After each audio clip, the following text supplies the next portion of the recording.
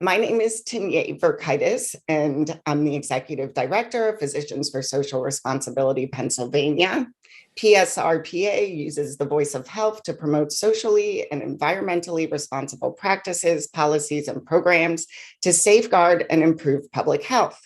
We accomplish this by galvanizing health professionals to engage in programs that are preventative in nature and seek to address upstream problems.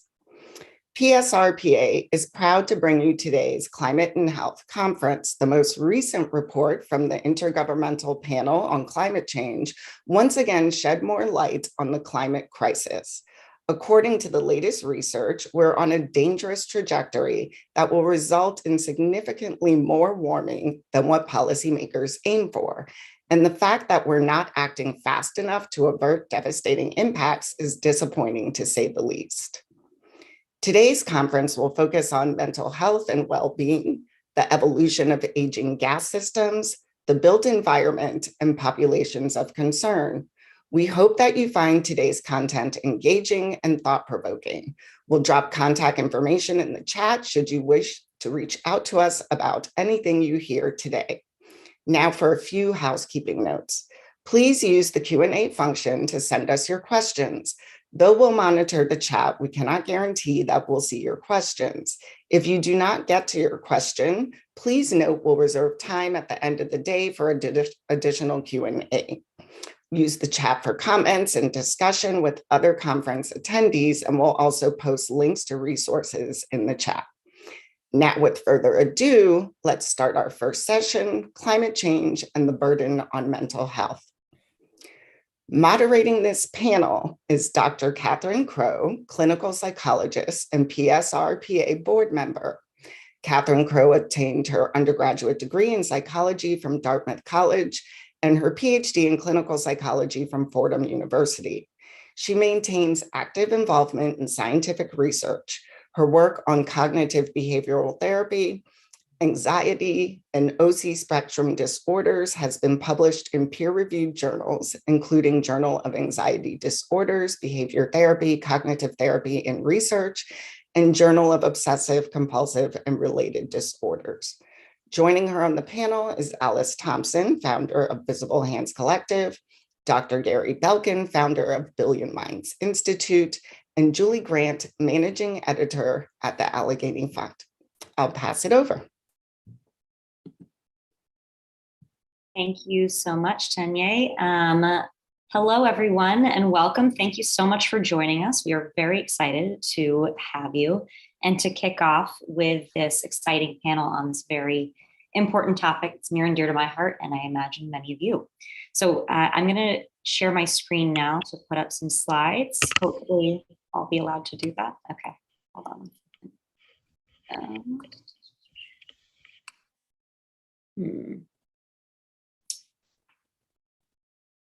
Let's see. I'm trying, although it's not quite giving me the opportunity to do that. Okay, here we go.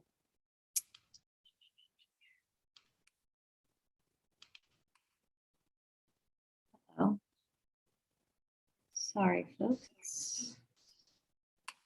Not seeing an opportunity to share my slides. Bear with me one moment. Oh, here we go. Okay. Everyone see the slides? Thumbs up for panelists. I can see you all. Perfect. Yes. Okay. So again, welcome. I'm Katherine Crowe. I'm a clinical psychologist. I'm really excited to be moderating, hosting this panel with three fantastic panelists who I will introduce in a second. But just to give you all some background and some context about the scope of this panel and why we've assembled these particular folks to speak today. So this topic is health focused in nature, and the scope of the issue, the opportunities for addressing it, the complexity involved is going to extend much more broadly beyond just healthcare providers. It's really going to take an all-out effort across industries with multiple partnerships needed amongst community members and stakeholders. So this group, I'm really excited that we have because they have expertise in a lot of different areas. some of which are directly in healthcare, but also in community mental health, in journalism, in nonprofit management, and activism, lots of really exciting and important areas for this topic. And what sets this panel apart from others that we might see on mental health and climate change is that we are going to have the opportunity to talk about how to address mental health challenges broader than just in the therapy room or in the doctor's office, which I think all of our panelists would agree is going to be a really, really important piece of this conversation. These panelists are going to be able to speak to the important work of resilience building, prevention, and intervention that's taking place in their respective communities and circles, and hopefully lay some groundwork for us to think about how we can scale this to other much needed places.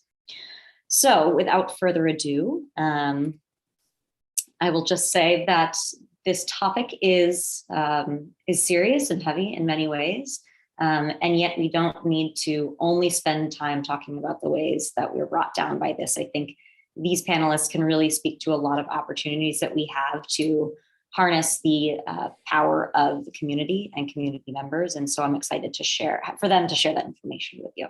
So without further ado, I will introduce each of the three of them. First, just I'll introduce and I'll ask them each to spend a few minutes introducing themselves in their own words before we open up the panel to kind of broader discussion.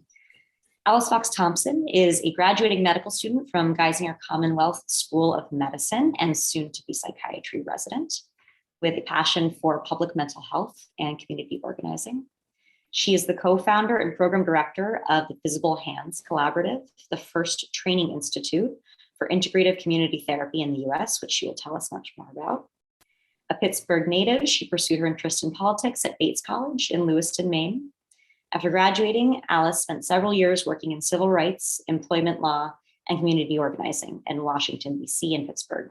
She then continued to follow the evolution of her passions to medical school, where she's led multiple student groups dedicated to health equity and justice. Next up, we have Dr. Gary Belkin. Dr. Belkin is an expert on public health, the climate crisis, and mental health. He brings a wealth of experience as a public health leader and scholar, including having served as the former executive deputy commissioner for the New York City Department of Health and Mental Hygiene. Dr. Belkin founded the Billion Minds Institute, which brings science and policy to bear on tackling the social climate crisis within the climate crisis. He works with municipalities in the US and globally to innovate methods for population, community mental health, and resilience in ways that advance social justice and that shift knowledge, skills, and implementation tools to community members. Dr. Belkin's primary focus is how to ambitiously scale civic-led coping and collective acting in the face of environmental collapse, which I really love as a mission statement. I'll speak much more about that. And thirdly, we have Julie Grant. Julie is a managing editor at the Allegheny Front and an award-winning journalist with a long career of covering environmental issues. Since getting her start in public radio, she has since covered many different areas of the northern US as a journalist. Julie's stories have aired on NPR's Morning Edition, The Splendid Table, and Studio 360. At the Allegheny Front, she loves covering agricultural issues, including exploring what we eat, who produces it, and how it's related to the natural environment. Julie has reported on climate anxiety on numerous occasions, including as part of a recent collaboration between Environmental Health News and the Allegheny Front for a multi-part series called Pollution's Mental Toll: How Air, Water, and Climate Change Shape Our Mental Health.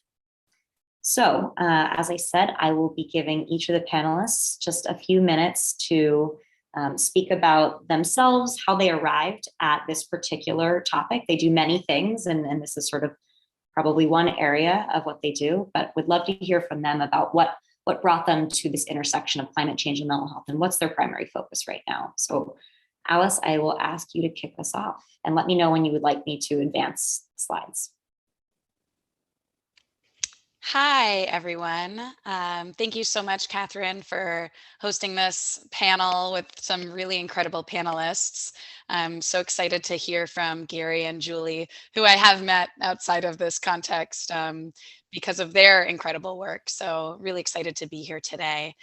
So as Katherine introduced me, My name is Alice Thompson. I am the co-founder and program director at Visible Hands Collaborative, which is the first institute for integrative community therapy in the US.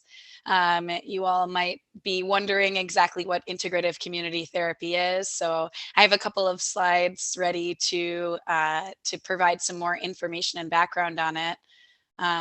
Catherine, should I share those or? I have them in here. So okay, I will you want to throw those up? Yes, I will.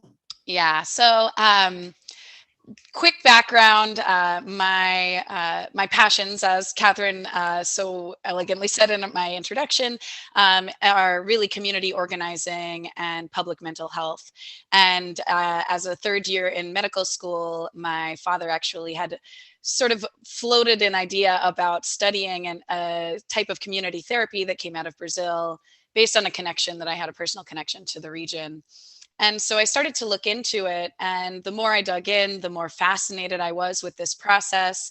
And so I actually took a year off between third and fourth year of medical school to learn more and to see how we could bring this process, this methodology, to the US for the first time.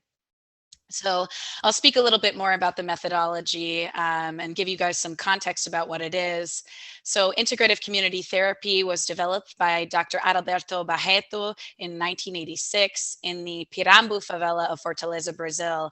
And it was really inspired by the need that he saw for community healing in the face of the crises of poverty, severe poverty, violence, and really a social fracturing, and also just expansive need for mental health services. And so he developed this method over several decades. What the method does is it's a participant outcomes driven through community-based and community building therapy sessions. So what it brings together community members in large groups with no requirement in terms of accessibility. It's open to all. It's free at all times. And this practice has really extended across the Brazilian nation through funding through the National Health Service in Brazil. So now there are 40,000 certified therapists supported by more than 40 training centers in Brazil. The broader footprint includes thousands of participants and facilitators across Latin America, Africa, Asia, and Europe. And we as Visible Hands Collaborative began our journey into bringing ICT into the US in 2020. We hosted our first virtual training in 2021, sort of at the height of the pandemic. And so to say a little bit more about what ICT seeks to do is it provides collective healing for community and individuals in times of emotional distress. And it builds on the lessons of, what we've seen community-oriented and communal-based cultures, particularly out of Brazil. And if anyone here is familiar with the Brazilian culture, they are very communal. They work together in large groups, small groups, to support each other through difficult crises as they come along. Can you advance the slide, please, Catherine? And I'll make this real quick. So it's a 5-step process. Again, the really key thing here that I want everybody to focus on is the participant benefits. So as I said, it's open to any and all and can be used for specific groups, but is really meant to be a public space for people to express their emotional experiences and lived experiences of poverty, crisis, challenges that they face on a day-to-day basis in large groups in the community space. It's wellness oriented and non-pathology based. So we don't identify people as being, having a diagnosis or not having a diagnosis in these spaces. Of course, the individual can identify themselves as such, but the facilitators are not responsible for that. And it's really not meant to be a place where we focus on the pathology as we move through the dialogue. We emphasize diversity of lived experiences. the focus is on emotional literacy and solidarity. So what we want at the end of a round of ICT is to have people come out feeling like they know their neighbors better. They understand the lived challenges that the people in their community are going through, and that they have learned something about what it means to be a human experiencing those same challenges on a day-to-day basis, and how we all can understand each other a little bit better by doing so. And again, it's non-prescriptive, horizontal, and circular sharing is emphasized. So what that means is that the facilitator themselves is a participant in the round. They are sharing along with the rest of the community in the group, and they focus on making sure that no one feels like they're being given advice. People bring the resources that they themselves have used in the past, but there's no prescription in an ICT round. People come to choose what their resources are that they will take away from every given round. And so how does this relate to climate change? So what we see with ICT is that it's a very organic process of people coming together within a community in public spaces, in churches, on street corners, in public parks, to share their lived experiences and to really rebuild the social fabric that we've seen, particularly in the US, be sort of broken apart as we have gotten more isolated, not only because of the pandemic, but also because of, our jobs, the way that we live our lives, the way that our communities have sort of been fractured. And so ICT serves as a counter to that process. It serves to bring us together, to bring people to understand each other, and also understand the resources and the strengths that every person in a community provides. So we see this as an essential part of how we learn not only to overcome the challenges of global climate change, but also how we will serve each other in response to the future crises that we predict. Wonderful. Thank you so much, Alice. And Gary, I'm going to kick it over to you to spend a few minutes introducing yourself and how you got to this work. I think you might be muted, Gary. Oh, yes, I am. Thank you very much, Katherine. Yeah, please, why don't you go and advance to the next slide. So, what Alice described and is doing is so critical when we talk about mental health and climate change, to appreciate, as she was saying, that issue, that association in the same sentence of mental health and climate change needs to both capture the emotional suffering, challenges, traumas that are only going to grow, and the importance of building civic muscle, collective action to problem solve at local levels at the same time. And the fact that those two things are always and will be increasingly tightly connected and interdependent on each other to get right. When we talk about climate change and mental health, we tend to focus on, as we should, the growing mass of evidence captured in the IPCC report that was put in the chat of the tremendous emotional toll of starting, with adverse weather events and the damage and destruction from that, the secondary damage and destruction of that, for example, rising heat in terms of droughts and food disruptions and economic disruptions, displacement, and so forth. All of those things, all of those steps in the chain escalate substance use, trauma, depression, anxiety, and so forth, to, in some cases, epidemic proportions to substance use, and so forth. So there's that added burden on communities, on top of everything else that we're going through in the midst of a national mental health crisis. But what climate change also demands of us, and the slide was my way of trying to visualize it, is that we spend a lot of our time talking about the circle on the left, getting that cycle right, healing that cycle of a balance and a virtuous reinforcement of regenerative ecology, mostly our energy balance and greenhouse gas balance, and biodiversity. It's hard to do one without the other. And actually, you get to do both well if you do both well and interactively.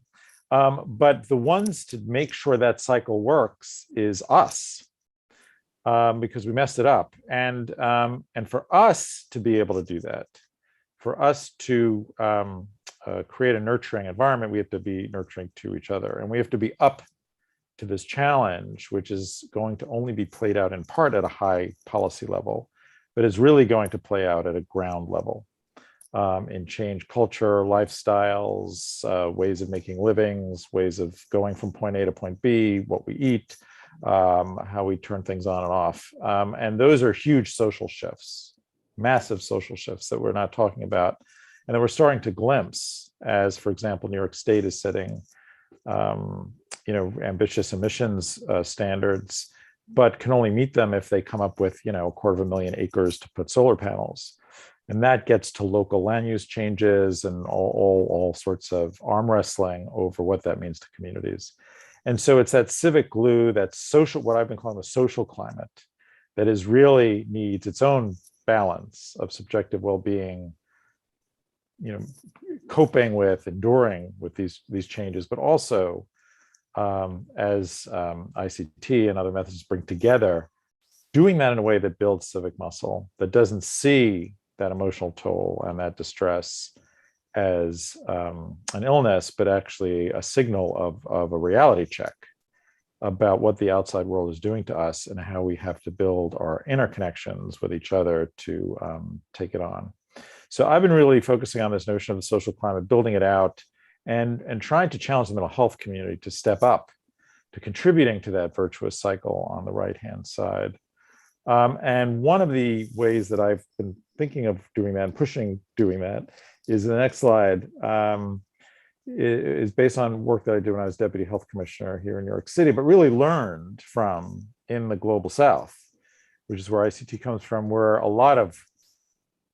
most of the innovation actually about how to do community mental health comes from, because it starts with a very different assumption that it's not about putting clinicians in communities to help the people who live there. It's about helping the people who live there make their communities mental health promoting places for which mental health clinicians are partner to doing. So when I was in New York City, I developed something called Thrive NYC, the cornerstone of which, the centrality of which was this global South idea of building the capacity of all sorts of other people to do the work of mental health promotion, care, prevention, et cetera, and in a way that implicitly strengthened civic muscle to act on other things and challenges that people were facing in their community. So each of the dots in this map of New York City on the right, the color codes are different subpopulations that were affected: youth, pregnant mothers, people with substance abuse, and so on. But I just want you to come away with this visual of each of these dots actually being a geocoded. This is not like just a graphic. These are actually geocoded locations in New York City where we were intervening in ways that were skilling up non-mental health professionals to do work in some way with mental health professionals as their partner and their capacity building coach in a sense, or other ways partnering. So none of these are mental health clinics. These are schools, these are classrooms, these are job counseling programs, these are houses of worship, these are homeless shelters, these are other places. These are open street corners where we did something called friendship benches, where we had trained peers who just counsel people who were walking by. We had almost 80,000 contacts in the first months. The idea here is changing the real estate of mental health, really putting it in the water, putting it in other places, making it really a co-created, hyper-locally generated kind of work. And by doing it that way, we found that it also brought more of government to the table. You'll see a sampling of some of the agencies in New York City government that then became partners of this and therefore co-owners of the aims and purposes of community mental health, because a lot of these dots were involved youth. And so the Department of Youth and Community Development, or we're in senior centers, involved the Department of Aging, and in our schools, Department of Education, and so forth. And so this not only democratized knowledge and participation in the work of community mental health among the people who live there, but also brought all of government to the table to make it their business. And my sense is that this is an example, and 100 of these dots could be ICT, gatherings, and there's a real array now, real rich scientific literature called relating to something called that's been described as task sharing, that shows just the many ways that the skills and knowledge to do this kind of work can be taken up by lay people in partnership with clinicians. So we have to make this the new normal. We have to create the funding streams, the policy environments, the cultures, and the mission and purpose of providers and mental health systems to make this the new normal, because both the emotional and the social challenge in the face of environmental collapse and damage, which we're already seeing in parts of the country, needs this kind of social muscle, and but also this kind of social connection and self-care. And so I'll stop there. Wonderful. Thank you so much, Gary. And thirdly, we have Julie. I'm just going to advance back or go back to the last our intro slide, Julie, but please feel free to take it away and introduce yourself and your work. Oops. Okay, hi. I can't seem to start the video, so I'm not sure. I don't think it matters. It's just so I'll take it back a little bit, because I met Gary Belkin and I met Fox Thompson through some reporting we were doing with the Allegheny Front and Environmental Health News. And so we started looking, we wanted to look at mental health and issues, environmental issues. And so I started looking into climate change. At first, I didn't really get it at first. I guess I didn't quite understand, but then, as you think about it, it makes complete sense. Of course, if people are experiencing wildfires and floods, natural disasters, people are displaced, there's existential dread. It was like, oh yeah, of course we're going to have mental health issues around this. It just took a minute, and then you start looking into it. And last year, I don't know if anyone's mentioned so far, but there was a study published in Nature. Oh, actually, I think it was maybe published in the Lancet. I'm sorry, I can't remember. Of 16 to 25-year-olds in 10 countries, 10,000 people, 10,000 young people. And what they found, nearly 60% said they felt very worried or extremely worried about climate change. Many associated negative emotions with climate change said they were sad, afraid, anxious, angry, felt powerless. And nearly half said their feelings about climate change was impacting their daily lives, and 3/4 said the future is frightening. So looking at that, you see young people are really feeling this. And so folks like, I started looking at, who's looking into this. Of course, I ran into Susan Clayton. She's at the College of Worcester in Ohio. And she's really been trying to look at this, what is eco-anxiety? What are we defining here as eco-anxiety? She looked at adults, so people who are a little bit, not just young people, but adults. And she did a report last year for the American Psychological Association and for Eco America on climate change and mental health. And she's trying to see, I guess, how climate change, if it's clinically significant, because right now it's not actually as I understand it, it's not like a clinical diagnosis, eco-anxiety, the way other things might be diagnosed and then treated.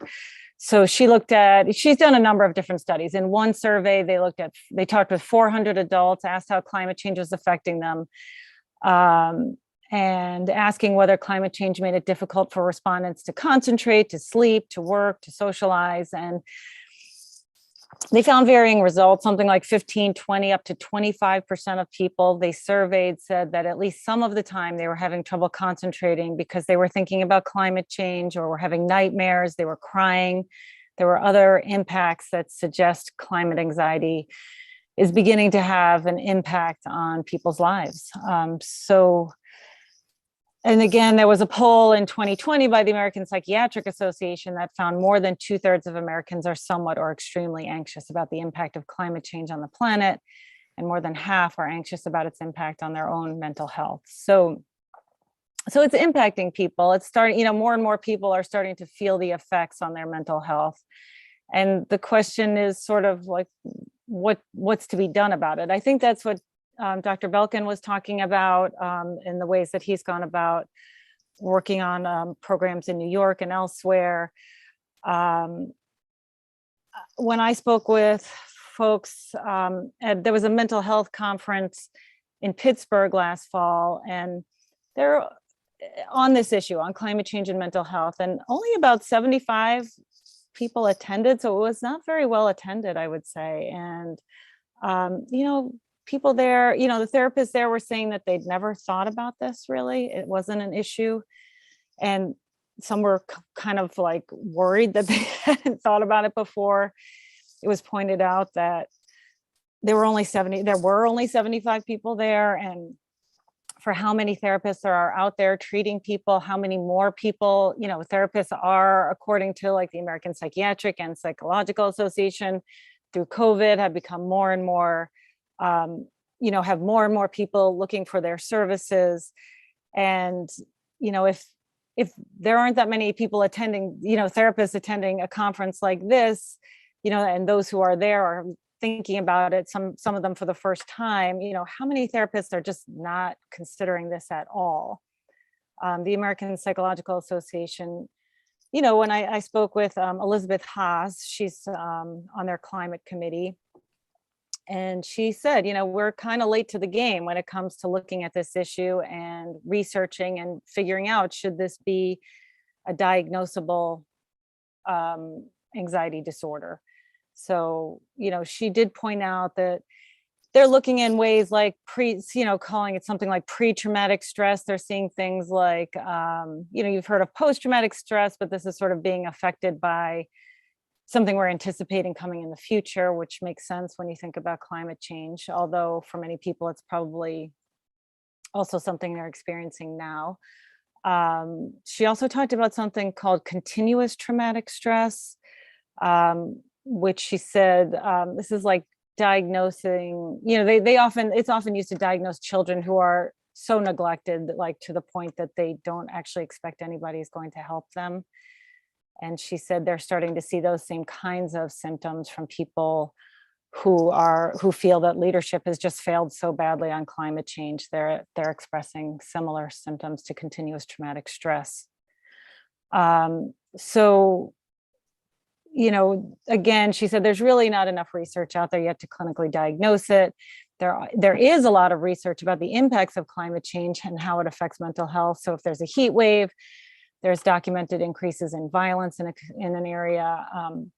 When there's drought and farm yields are down, there are suicide rates among farmers rise. There's also been mention of something called solastalgia in some research, which is distress, desolation, caused by the loss of a comforting place. And then there's this question of what can be done for people who are seeing what's happening in the world, and instead of maybe ignoring it or assuming that government or technology is going to take care of it, and are seeing what's to come, maybe, I hate to say it this way, but like an annihilation of life as we know it, and are reacting to it. Some would say that's, having anxiety is a very appropriate response.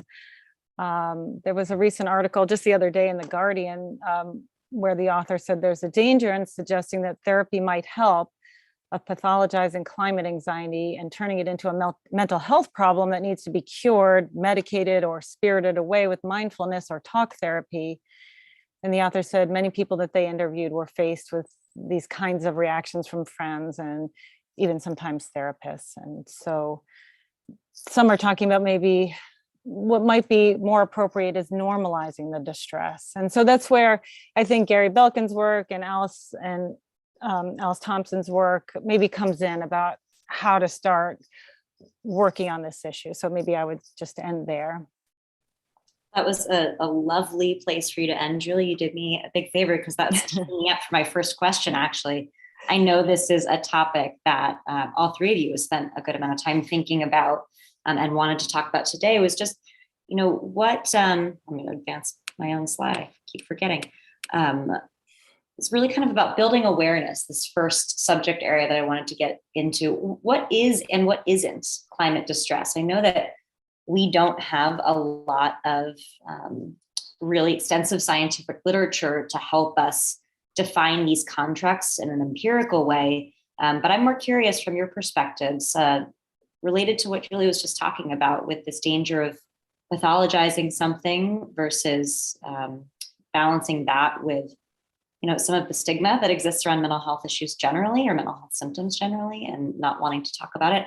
How do you see this being part of what conversation do you think can be had about trying to better define what climate distress is in a helpful way? And these questions are going to be open to anyone, all three of you. So feel free to jump in.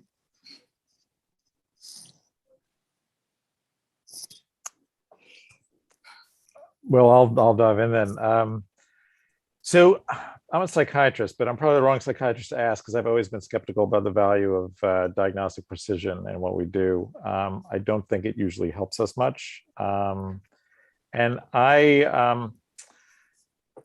on the side of that. While there is research, growing research, some of it by Susan Clayton, which Julie mentioned, is that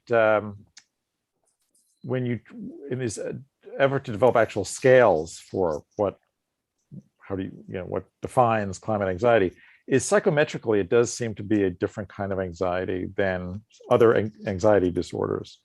And just focus grouping I've done with youth, who I remember this one woman was saying, I know about anxiety disorder. I know what anxiety disorder is. This is not my anxiety disorder. My anxiety disorder, I have, things that I could, thought exercises and things that I could tell myself and can calm myself down and so forth. And I know what the source of it is. This climate thing, it never goes away. This is a different thing. And, that's enough for me. To see it not as a symptom of an illness, and I always find illness labeling problematic in psychiatry, period, but that's another conversation. But especially here, it is a badge of reality sensitivity. We should all feel anxious about the lack of response to this major human threat that has already visited upon and wrecked the lives of millions of people. If we're not anxious about that, there's something wrong with us. And that should be of interest to the mental health profession, to be part of unparsing what is this denial, what is this ambivalence, what is this, at social levels, what are the structures of power that are keeping a handle on our sense of impotence in the face of this. But it should not be a burden on the individual. And so what does that say to what is the task of the mental health profession then? In empowering people and enabling people and connecting people and in voicing to power, this anxiety is what you are doing or not doing for these people, which is a very different kind of stance and approach. And I think is is the one we have to take. I'll just close. There was a scoping review of clinicians who've been working now in this area of climate and climate psychology, climate psychiatry, about what they thought best practice was and so forth. And there is a move towards among individual therapists to see that individual therapy is not the route. It's really getting people into groups, into neighborhood action. It's really, pushing mental health professionals to realize that they are the facilitators of people acting on this stuff. And I'll just jump in. I do think it's important to clarify sort of at what point we're talking about how climate change is impacting the individual mental health. So, eco-psychology theory kind of talks about three different sort of time frames in which mental health can be impacted by the global climate change situation. And so there's sort of a direct impact, which happens when someone, say, living in New Orleans during Hurricane Katrina, experiences a severe weather event as a result of climate change, and then experiences some sort of PTSD or mental health, mental illness in reaction to that crisis. And then there's an indirect mental health challenges that you can see when someone experiences, say, the loss of housing or the loss of crops that they might be responsible for selling and then be part of their income, so losing economic opportunity.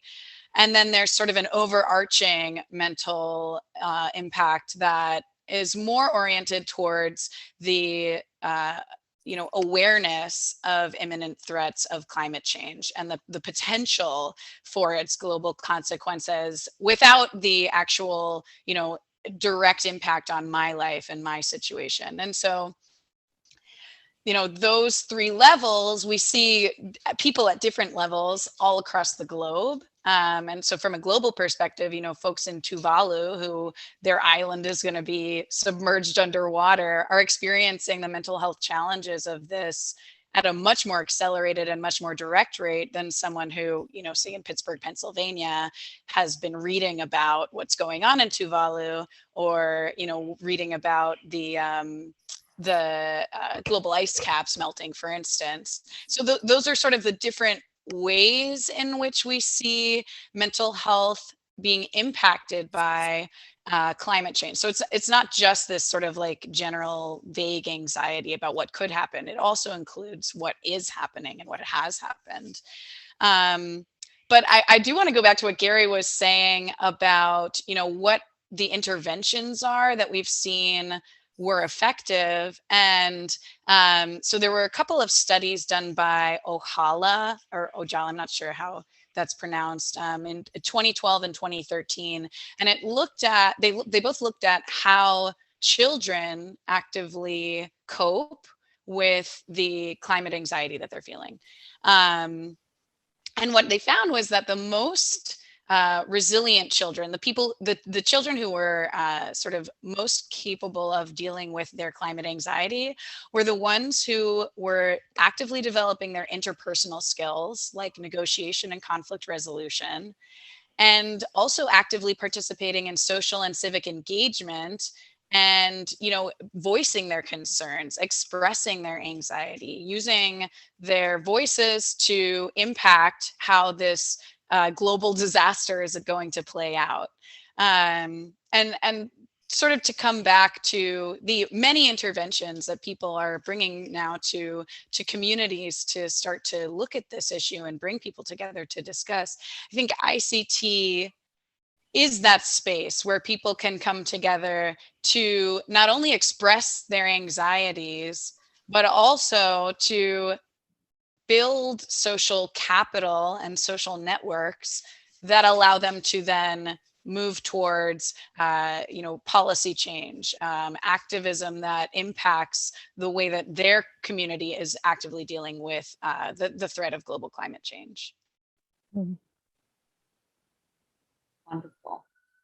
I want to bring Julie into this discussion more too. She has such a wealth of knowledge, and I'm curious, maybe this is a good opportunity to transition to a different part of this, of building awareness, and really how health professionals and those who work in sort of healthcare adjacent spaces should think about connecting with the media to really try to build some awareness and discussion around this. I think a lot of mental health professionals, I'll speak for myself, have some fear about how to do that, having not done it before, and aren't really sure about how to leverage these kinds of connections. And I think many of us agree that, no healthcare professional is going to be able to address the scope of these in a silo. We really are going to need community, but we're also going to need people who have platforms to speak to this more broadly. And some of those people are going to be in journalism. So I'm curious what you think, Julie, about what are some helpful ways to start to establish those connections and really leverage those partnerships?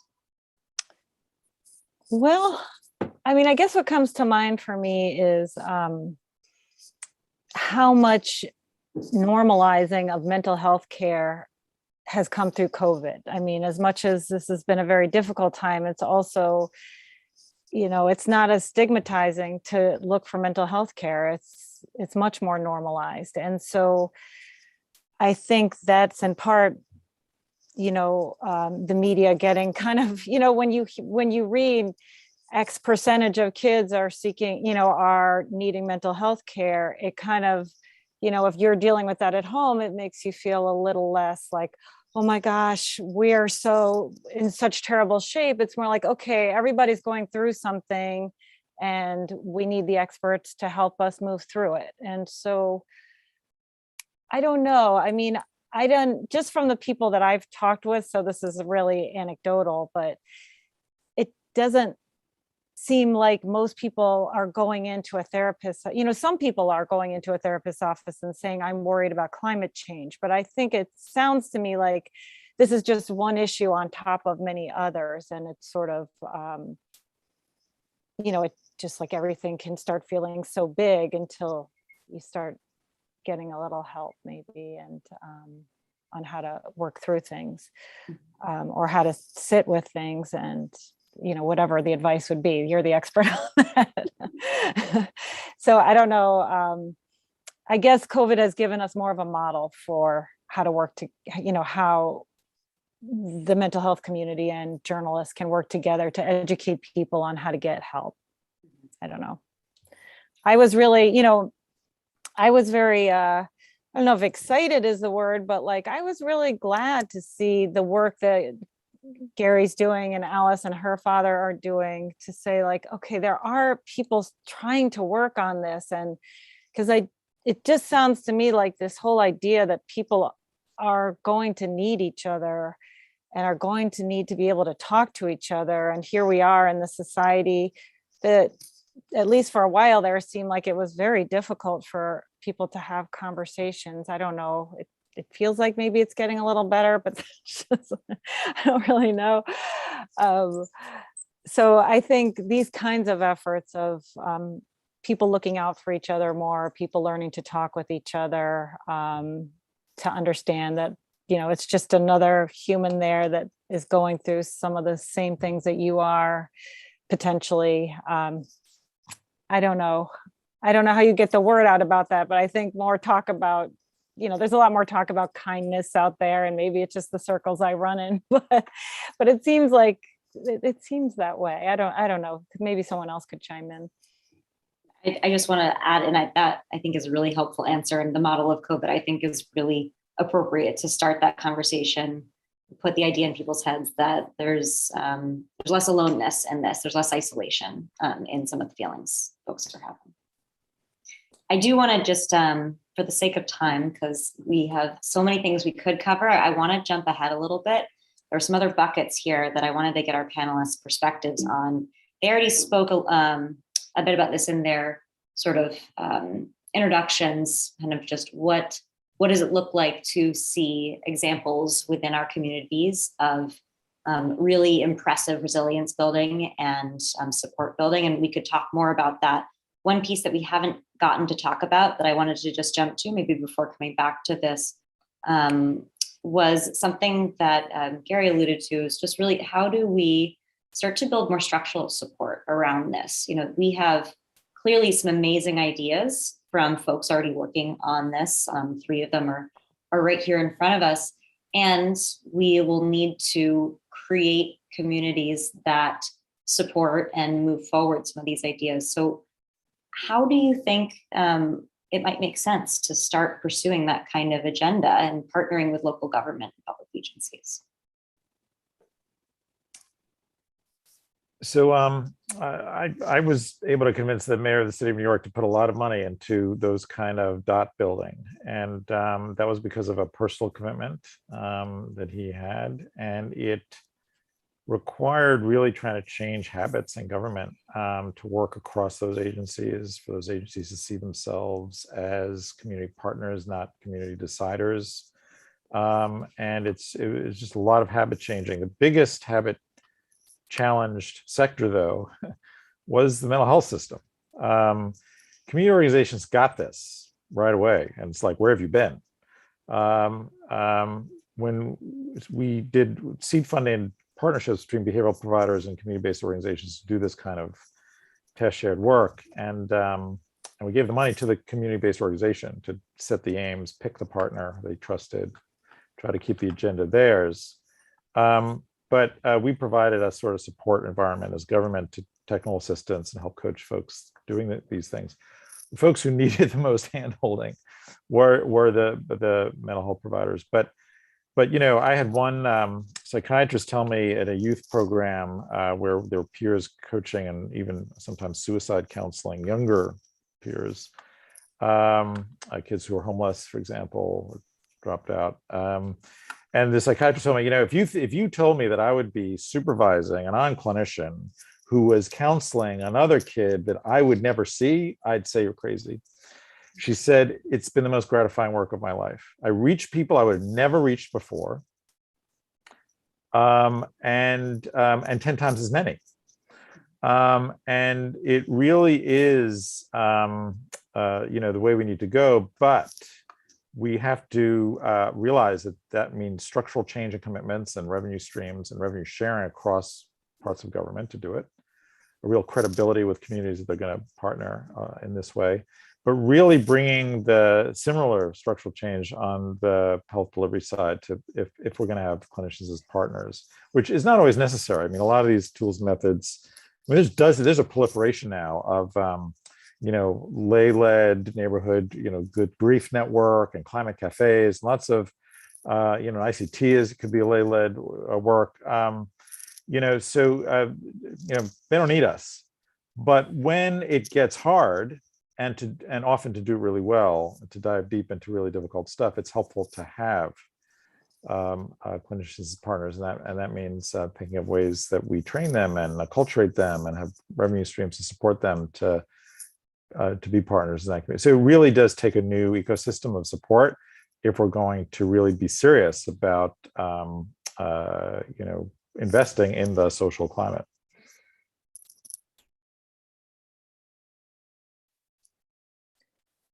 Gary, are there any efforts to kind of connect some of the, as people you've called like the frontline people, like community centers and places like that, with psychological support? I mean, is that connection being made?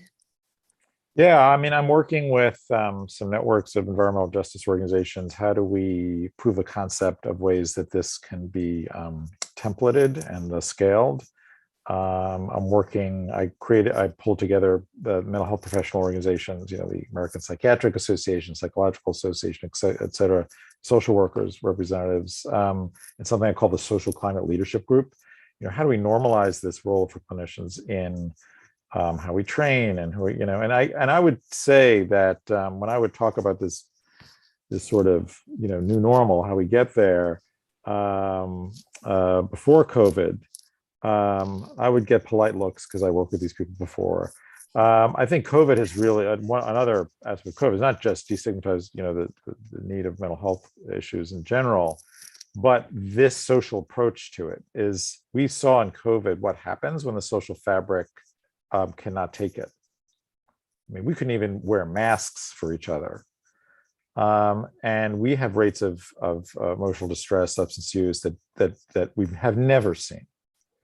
And so people get that problem is not going to be solved by 40-minute therapy visits. Therapists get that problem is not going to be solved by 40-minute therapy visits. So making this case, this social case, has been much easier, but it's going to take intentional work to make it easy to do.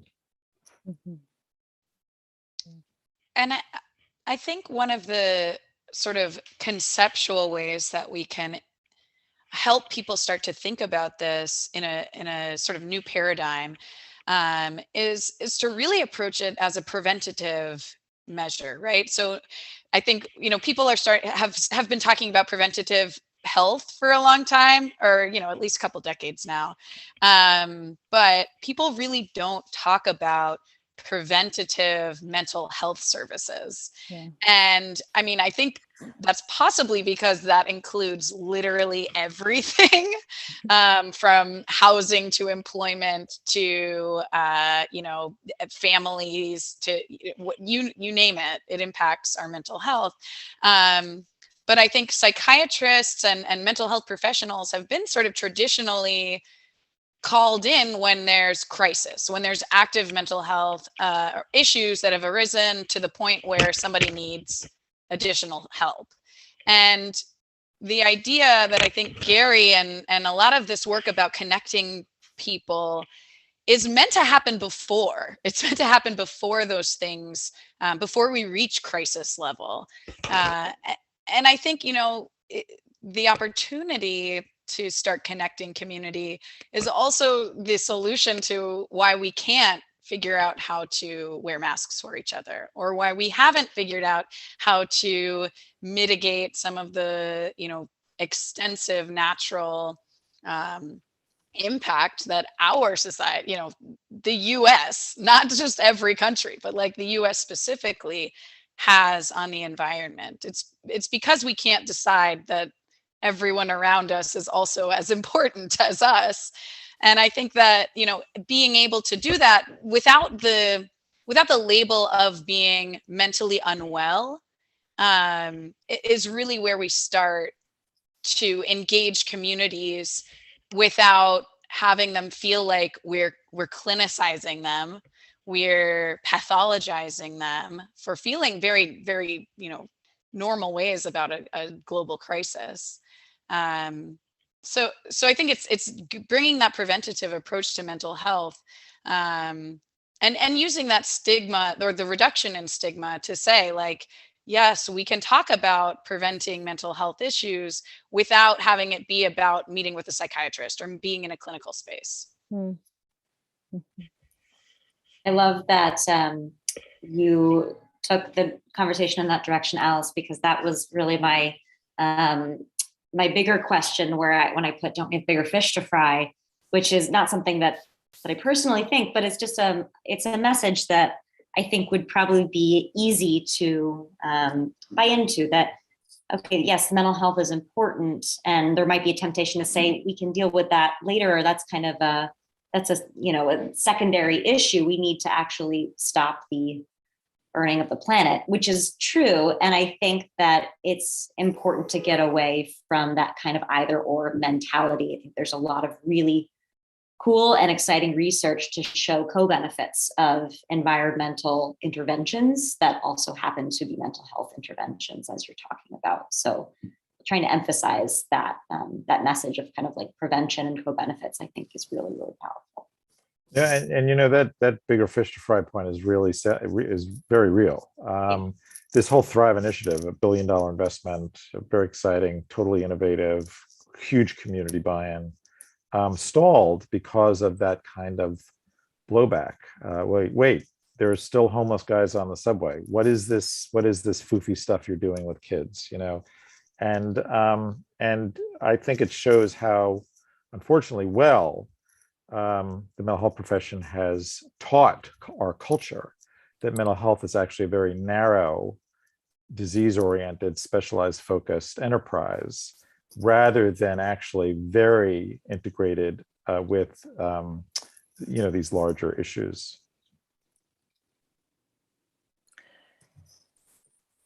Yeah, I don't know.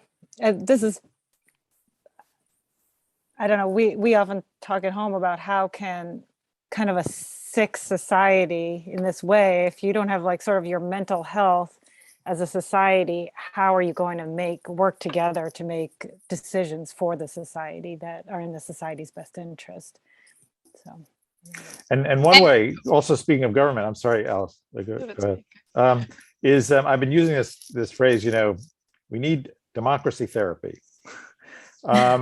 And really becoming increasingly interested in participatory democracy methods and deliberative democracy methods and citizens assemblies, participatory budgeting, all again innovations from the global South that are themselves really extensions of ICT. I mean, this is about really empowering people and respecting them as actually some of the best problem solvers of their lived lives. And we need more of that. The big social changes and the huge economic dislocations that we need to really step up to a game we are falling behind on in terms of reducing emissions.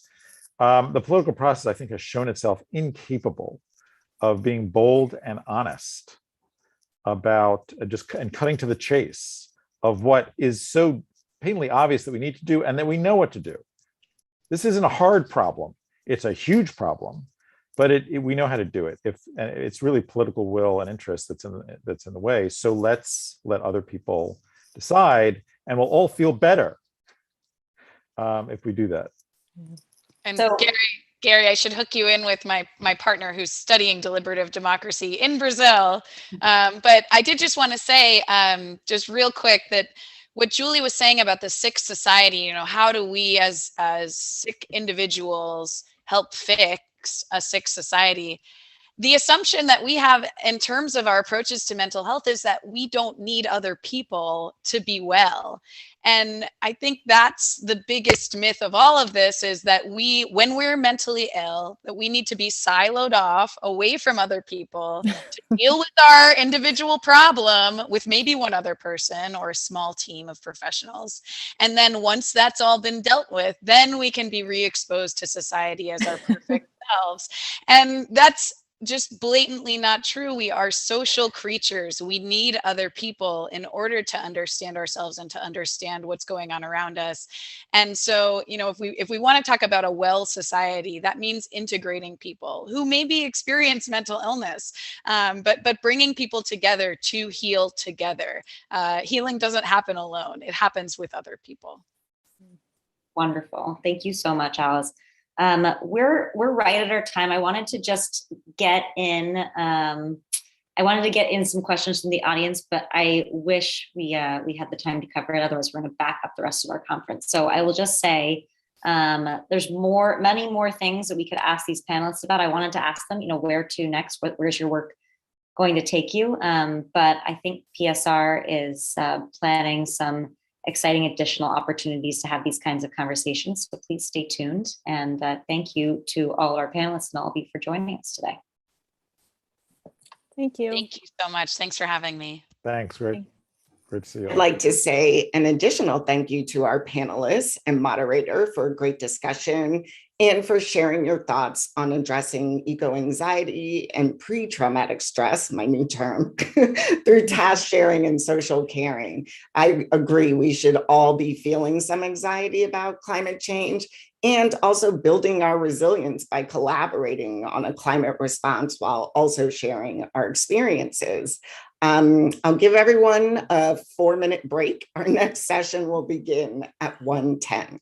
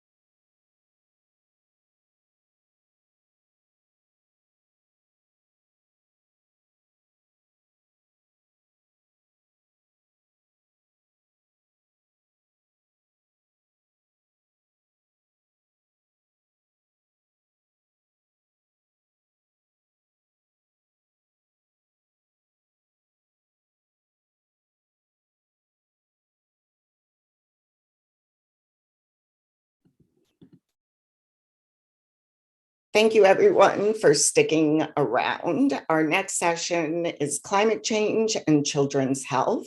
You've already met Katherine Crowe, and joining her will be Lorna Rosenberg.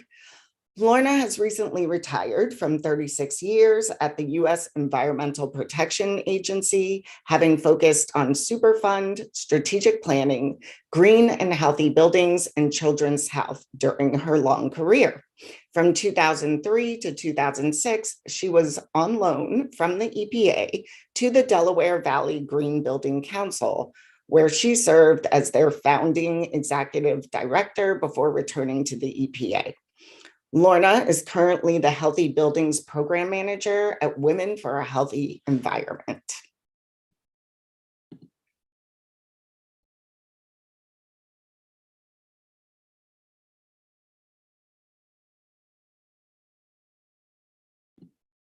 I'll hand it over to Lorna and Katherine now.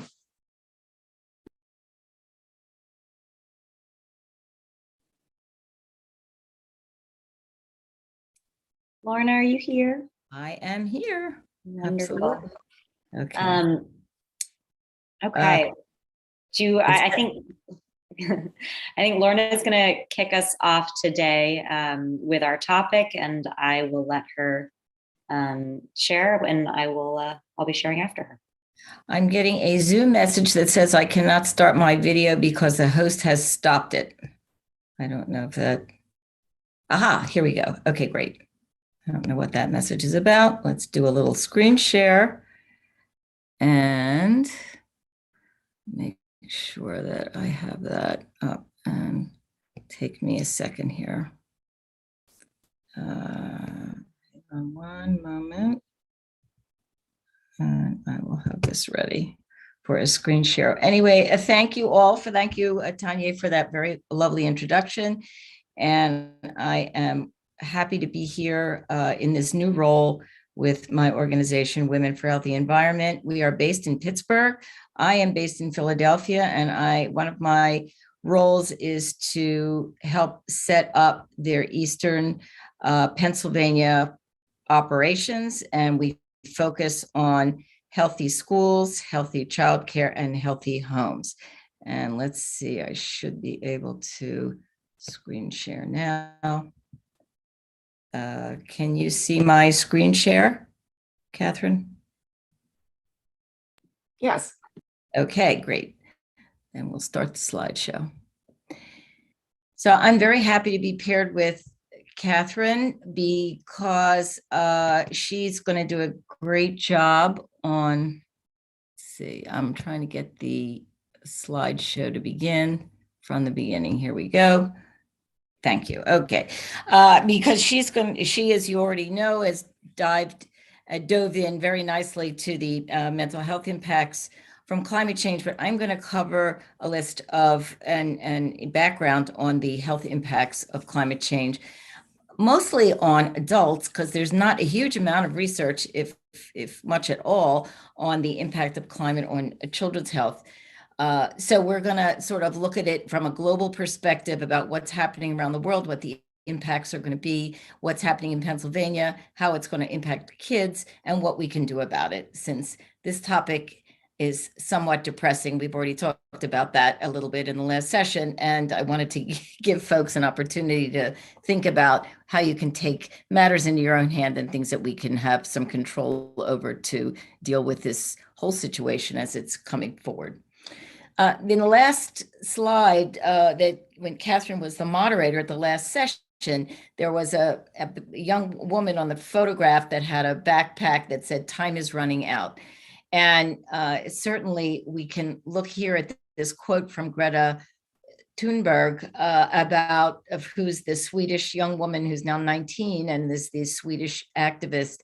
And her message to adults is, act as if the house is on fire, because it is. So that's kind of a good way to think about what our actions can be as we move forward on as we learn about the impacts of climate change. A lot of the work that I'm going to be referencing came from this US Global Change Research Program on climate and health. It was an assessment and report, and it was developed under the Obama administration and came out in about 2016, and it was part of Obama's climate action plan.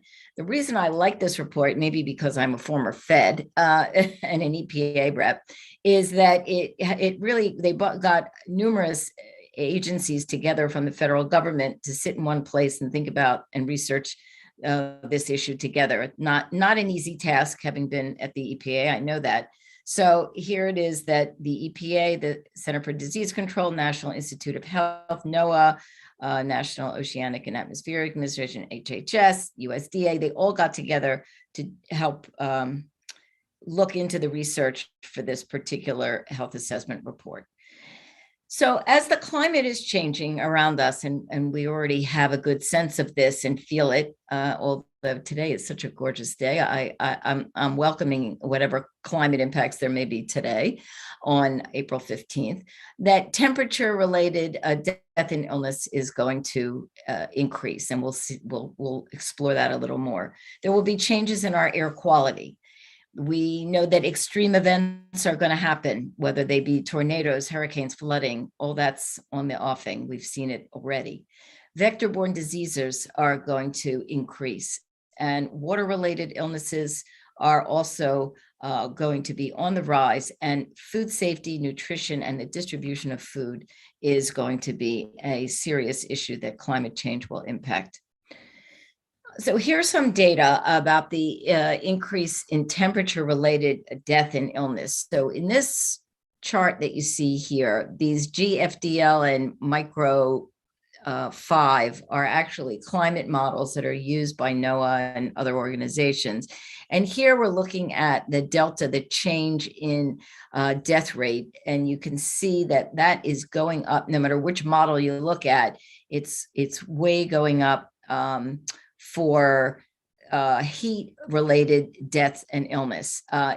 Because the number of cold and severe cold is going to decrease, that the death rate from cold and severe weather events from snow and ice are going to be less affected, and the delta for heat death is going to increase.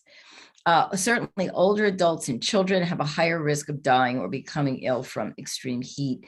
And the extreme heat is also going to be targeted at vulnerable folks that are working outdoors, those that are socially disadvantaged. We're going to hear later on in this presentation about youth athletes that train outside and how increased heat is going to impact them, and folks of color and in communities of environmental justice. So those are some of the most vulnerable. What's that? Okay. Okay, let's see. Here we go.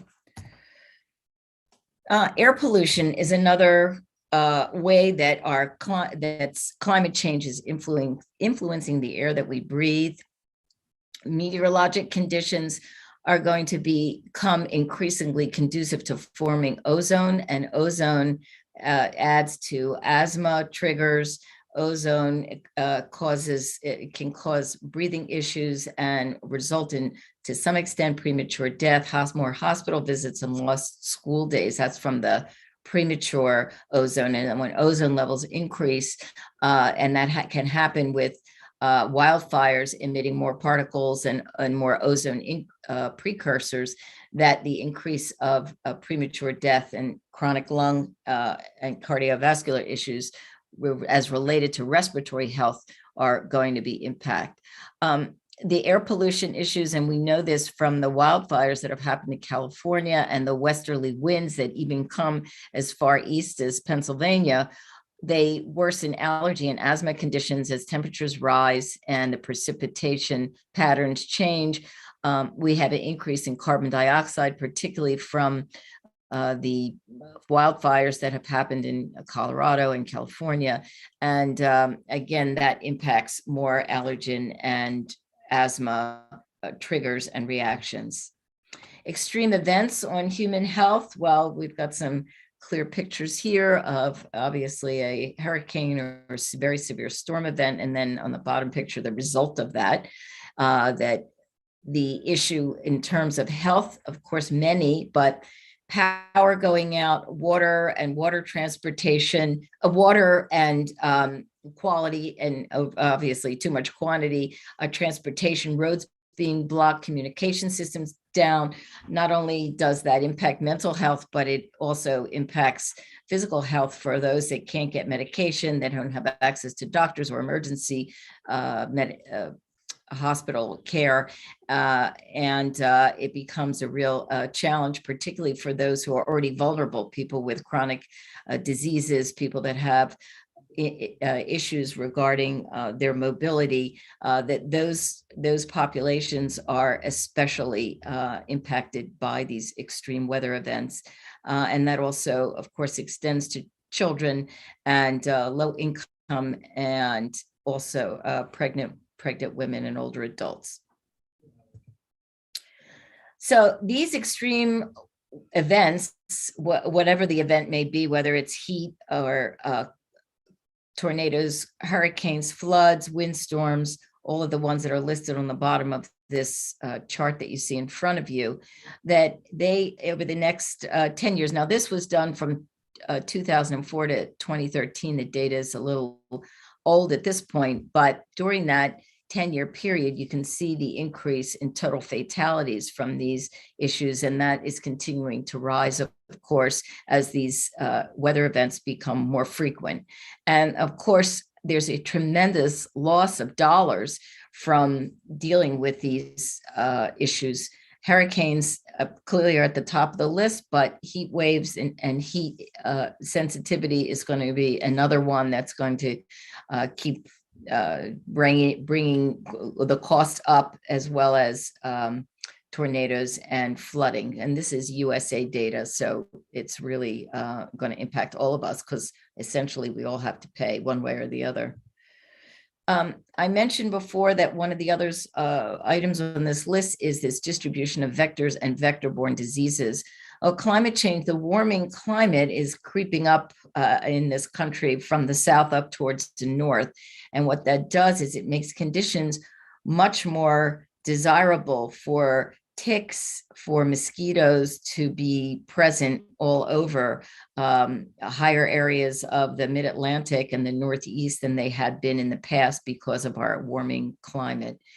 The other thing that's going to happen is the season, because our climate warming season is going to be longer, that they're going to be more active, these vectors, during for a longer period of time. And that increases risk, of course, to human exposure.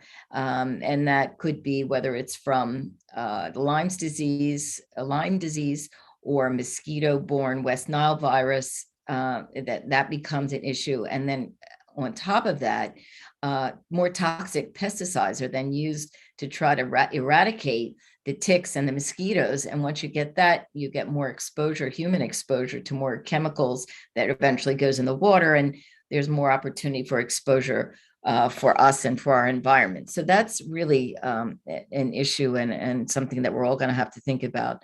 I don't know how much integrated pest management we can do for tick and mosquito prevention and exposure, but there are some things that we can do, and I'll talk about that, and they're pretty easy, actually. So here it gives you like this unbelievable increase in density of Lyme disease as it's moving up and creeping up toward the Northeast and the central part of this country. You can see just the impact and concentration of dots is really severe. And perhaps other than New Jersey and Connecticut, Pennsylvania is a close second to where we see a lot of increase in this tick issue and tick populations. So we really need to be cognizant of that as we go about our lives in the next few years or millennia, as the case may be. Water impacts also, it can be as a result of climate. So certainly the seasonal and geographic changes in waterborne illnesses. So as waters warm, numerous things are happening. You get more algal blooms because the warm water is definitely promotes the algal blooms, and that becomes a problem for more disease in the water systems. We get more runoff from severe storms, so we have some dark clouds up there. We can see how that happens. So that's more particulates and more oil and surface runoff from our roads and highways. Farm and livestock runoff, because we may be using, or farmers may be using more pesticides to deal with pests, that increases the opportunity for more pesticides, herbicides to be in the waterways becomes another challenge that is a big issue. But something also that we have to think about is the fact that there's more carbon dioxide in the atmosphere as the mixing occurs in water in our oceans. That expands, carbon dioxide warms the ocean temperature and expands the volume of water in the ocean, which then also contributes to sea level rise and threatens the shoreline communities all over the world. So that's another thing to think about, another reason why we need to get a more serious and better hold on our carbon dioxide emissions as much as possible. And then water infrastructure will fail. Here in Philadelphia area, that certainly has been the case, although the city has done a tremendous work through the Green Cities Plan to manage stormwater as it goes through our combined sewer systems and overflows and bypasses our water treatment because of the volumes of water that we've seen. And that's really been a challenge, but the city's done a good job of trying to manage that with green infrastructure all around the city to encourage more infiltration of water into the groundwater, and also holding tanks in various places in Manayunk storage to allow water from extreme water events, rain events, to be more slowly let out into the waterways. Food safety, nutrition, and distribution. This is it was interesting because I hadn't thought about this very much. But there is an increase in foodborne illness because the weather is going to be hotter. Temperatures are warmer. Chemical contaminants are, as I mentioned before, are going to be more able to be part of our food chain through waterways and maybe the products that are grown themselves as they combat more disease of crops. And I mentioned about carbon dioxide, about carbon dioxide in the water, but really interesting is that carbon dioxide can lower the nutritional value of food. So it's true that warmer temperatures and more carbon dioxide, in a certain sense, will increase the ability of plants to grow, but those that are bearing fruit and creating vegetables and fruits for us to eat, they're going to get bigger, but their nutritional value is going to decrease as they go beyond the size that they were meant to be. So it's possible there'll be some science and agricultural improvements to change that, but it looks like it's going to be a challenge moving forward. So we'll have perhaps more volume of food, but we'll have to eat more in order for us to get the same nutritional value. And then safe foods, also the issue of keeping foods that need to be cool, that don't get diseased and don't get ruined in transport. So there's more opportunity for botulism and salmonella to grow in foods, and there has to be a lot of care taken to avoid that. So we've talked about a broad range of climate issues across our country. But how does what's happening in Pennsylvania? Let's zero into our own home territory here. And Pennsylvania, and this is really just from the Pennsylvania Department of Environmental Protection website, here's what we can expect. Warmer and wetter. That's what's going to happen in Pennsylvania. And our temperatures in Pennsylvania are going to increase. They have increased about 1.8 degrees Fahrenheit in the last century, and they're expected to warm almost 6 degrees by 2050 here in the Mid-Atlantic. Pennsylvania will see many more days above 90 degrees Fahrenheit by the mid-century as compared to the year 2000. So we need to really arm ourselves and think about how we can manage this as best as possible. A 2021 Pennsylvania climate impact assessment was done. I believe that was from Governor Wolf, and the look was on climate change and human health. So as I mentioned, from the issue of hotter temperatures, as is consistent with what I've said before, heat-related illnesses and deaths are on an increase, more allergies, mosquito and tick-borne illnesses. There's a relationship, and perhaps our social scientists and psychologists can focus more and address the issue about violence and crimes with increased heat. And maybe that's connected to anxiety and mood disorders. It would seem that those would be related. Flooding and severe cyclones, including both hurricanes and tornadoes.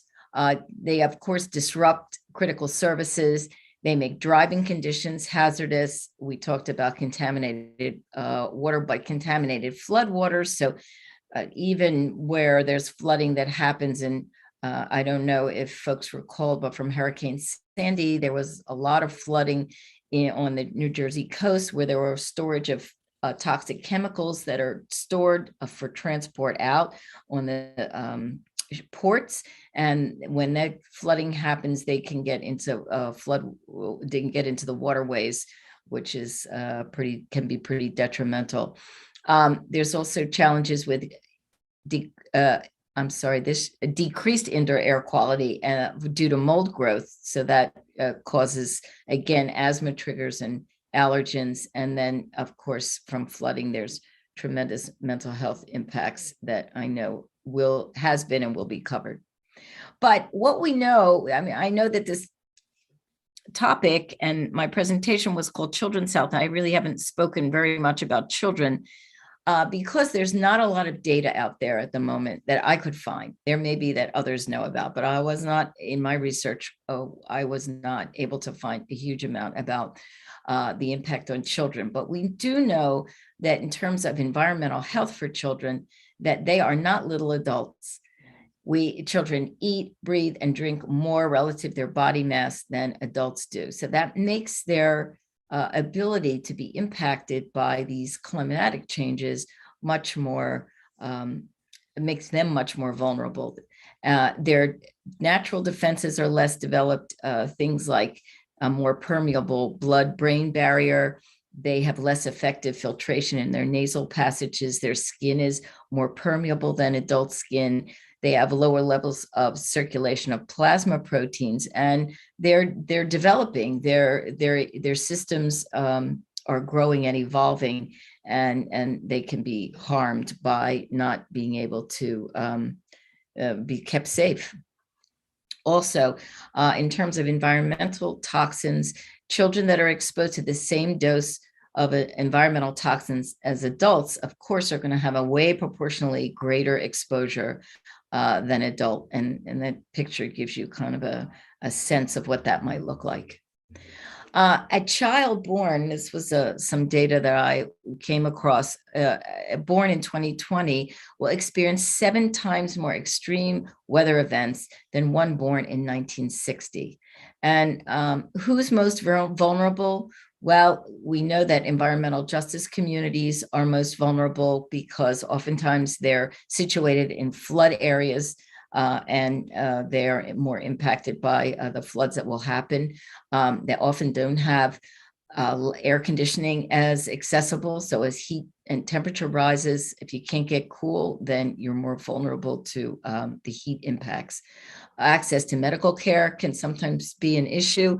And then the social determinants of health is also not being able to get to medical care and having the right kind of medical care available and pharmaceuticals. And then the risk from Contaminants also is higher.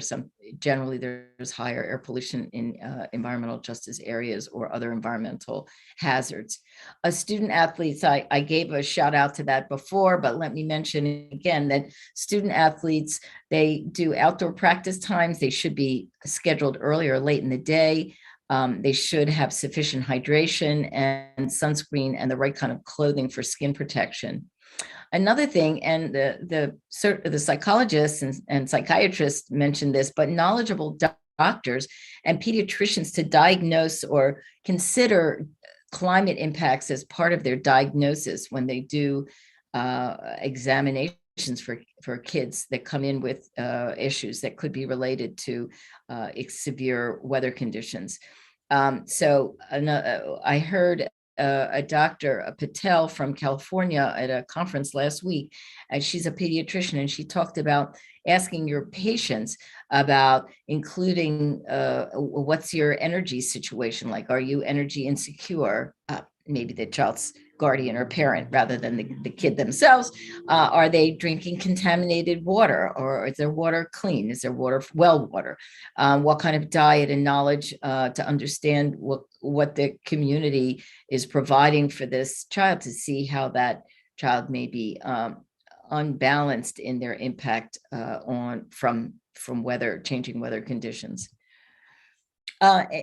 It was interesting that a recent study was done by Peggy Slota, who's one of our physicians and PhDs that works with Women for Healthy Environment, and her team. She's not a physician, excuse me, she's a nurse, a PhD nurse. And she and her colleagues did some investigation on extreme heat impacts on student athletes in track and field, soccer and football. And they did most of their work in Pennsylvania, but they looked at some other communities as well. And this exertion of heat illness, EHI is what they call it. And apparently it's a cause of death among student athletes, but it's very preventable.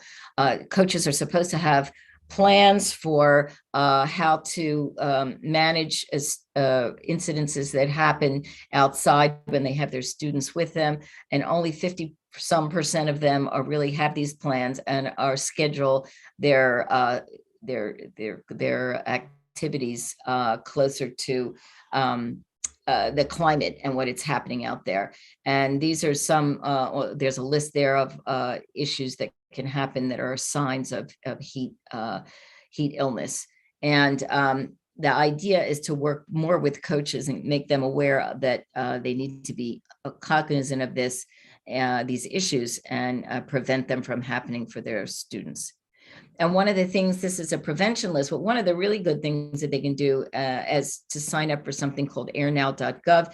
Airnow.gov is a NOAA and EPA website, and it gives you the quality of air and temperature and humidity at any given time in your particular area. So if they know, and if you see on the weather that it's a red flag day or an orange flag day, it means that pollution and the ozone is high, and that folks with respiratory problems should stay in, do less strenuous exercise, exercise when it's not the heat of the day in the earlier morning and the late evening. And they want coaches to adhere to these issues as well.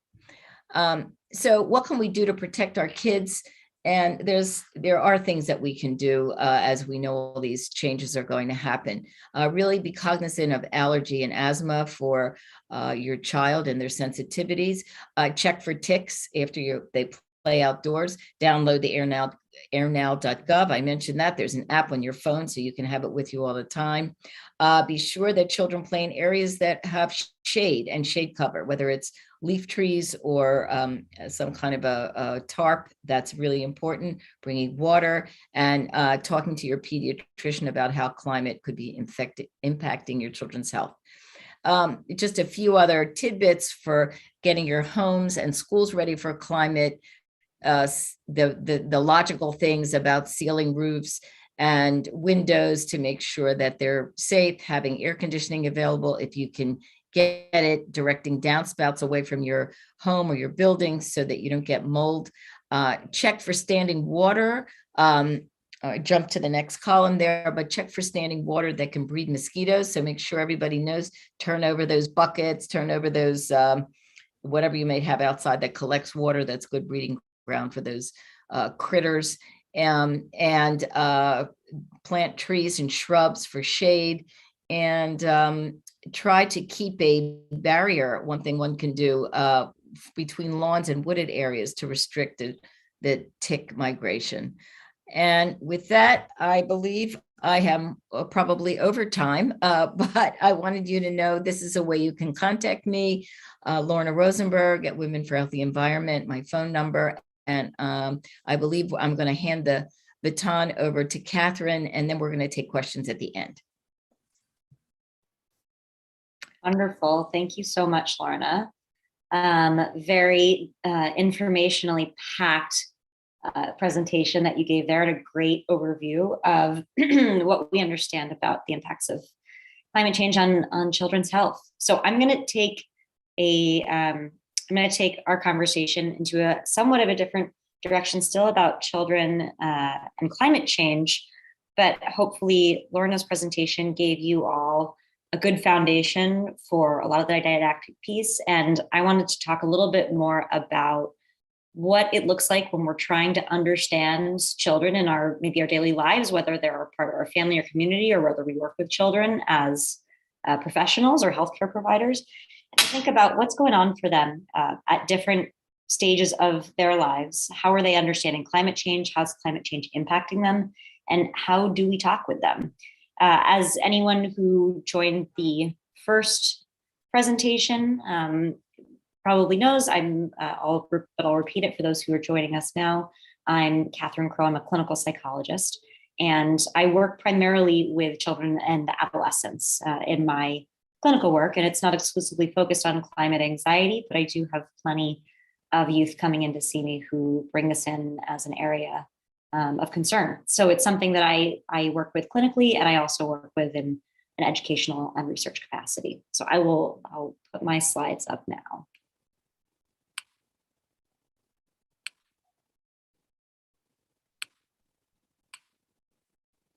Okay, let me know in the chat if you cannot see my slides, but I will assume that you can.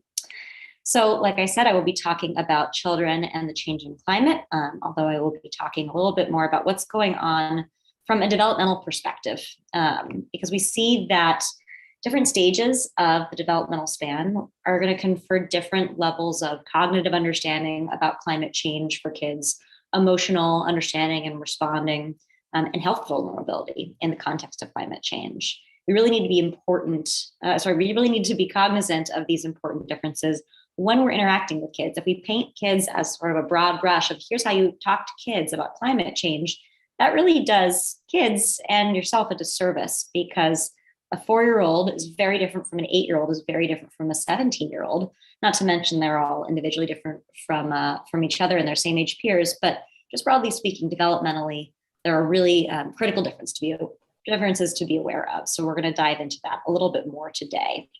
I'm also going to be presenting some case studies that are fictional in nature, but are really meant to help guide us in thinking about what does this look like in reality? What might this look like for some different children across the state of Pennsylvania who have a mix of life circumstances, developmental maturity, and health circumstances and climate circumstances that are impacting them.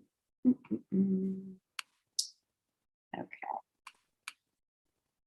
So that I should have advanced my slide. I always forget to do that. I apologize. But these are the two main foci of my presentation today. What do the impacts of climate change look like at different developmental stages for children, and how do we communicate with them at these different developmental stages?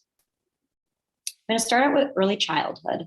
And when I say early childhood, I'm talking about toddlers, really through kind of early elementary school, maybe that 6 or 7 age. These are going to be sort of rough groupings. There are, of course, plenty of children who aren't going to fall neatly into these categories and have differing cognitive or developmental levels for many, many good reasons. I understand that very well. But just for the sake of this presentation, we're going to talk about it in these kind of bigger group categories. So early childhood are your 2-year-olds roughly through your 6 or 7-year-olds.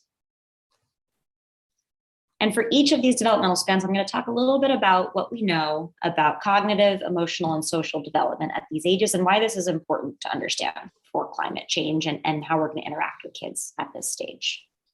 So with this age group, they're really beginning to understand their world in very concrete ways. It relies a lot on visual and sensory input and stimuli, which is why there's such great sensory activities at most preschools and kindergartens, because that kind of experiential learning is really, really important for children at this age to cognitively understand what things are in their environment and start to make sense of their world. Really, really important. That's really helpful for us to think about when we're trying to explain complex concepts to children, like climate change. We explain complex concepts to children all the time, even children in this young group, maybe without even really realizing it. So I think a lot of adults might be a bit hesitant to even let children in this age group understand things about climate change. And I can understand that, and I have some caveats to that.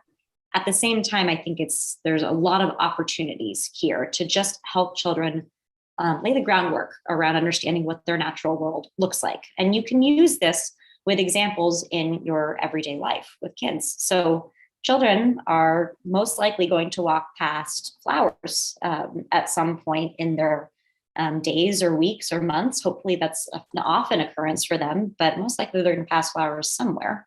And they're going to probably see bumblebees in the spring and summer. And that's an easy time as an adult to help them make the connection that the bees are really important for both the bees' health and the health of the flowers. And you can just start to help children see the interdependence of their natural world. You don't need to take kids to national parks to appreciate nature. That's obviously great when you can. And yet nature is around us. We are in nature all the time. So important to just think about, how do I help kids start to understand the natural world in their immediate environment? There are so many opportunities to do that. And with a young kid, you really want to be relying heavily on this kind of learning for them. At this age, we also really want to think about how kids are starting to make sense of their worlds socially and emotionally. I think there can be a temptation to think that really young children don't pick up on adult emotions, don't really have access to them or perceive them. And we know from research and from clinical experiences and daily experiences that many of you probably have, that children are actually quite perceptive from an early age. And even if they don't have the language to describe what's happening for their caregiver, as they see their caregiver be very stressed out, or for themselves, they're still physiologically feeling it and probably affectively feeling it too. So a caregiver who's very stressed out by some aspect of their daily life, or the climate crisis, or the impact on their job or financial security or housing, most likely children are going to pick up on that. That's not to shame any caregiver who is feeling that way. There are many, many valid reasons for feeling that way.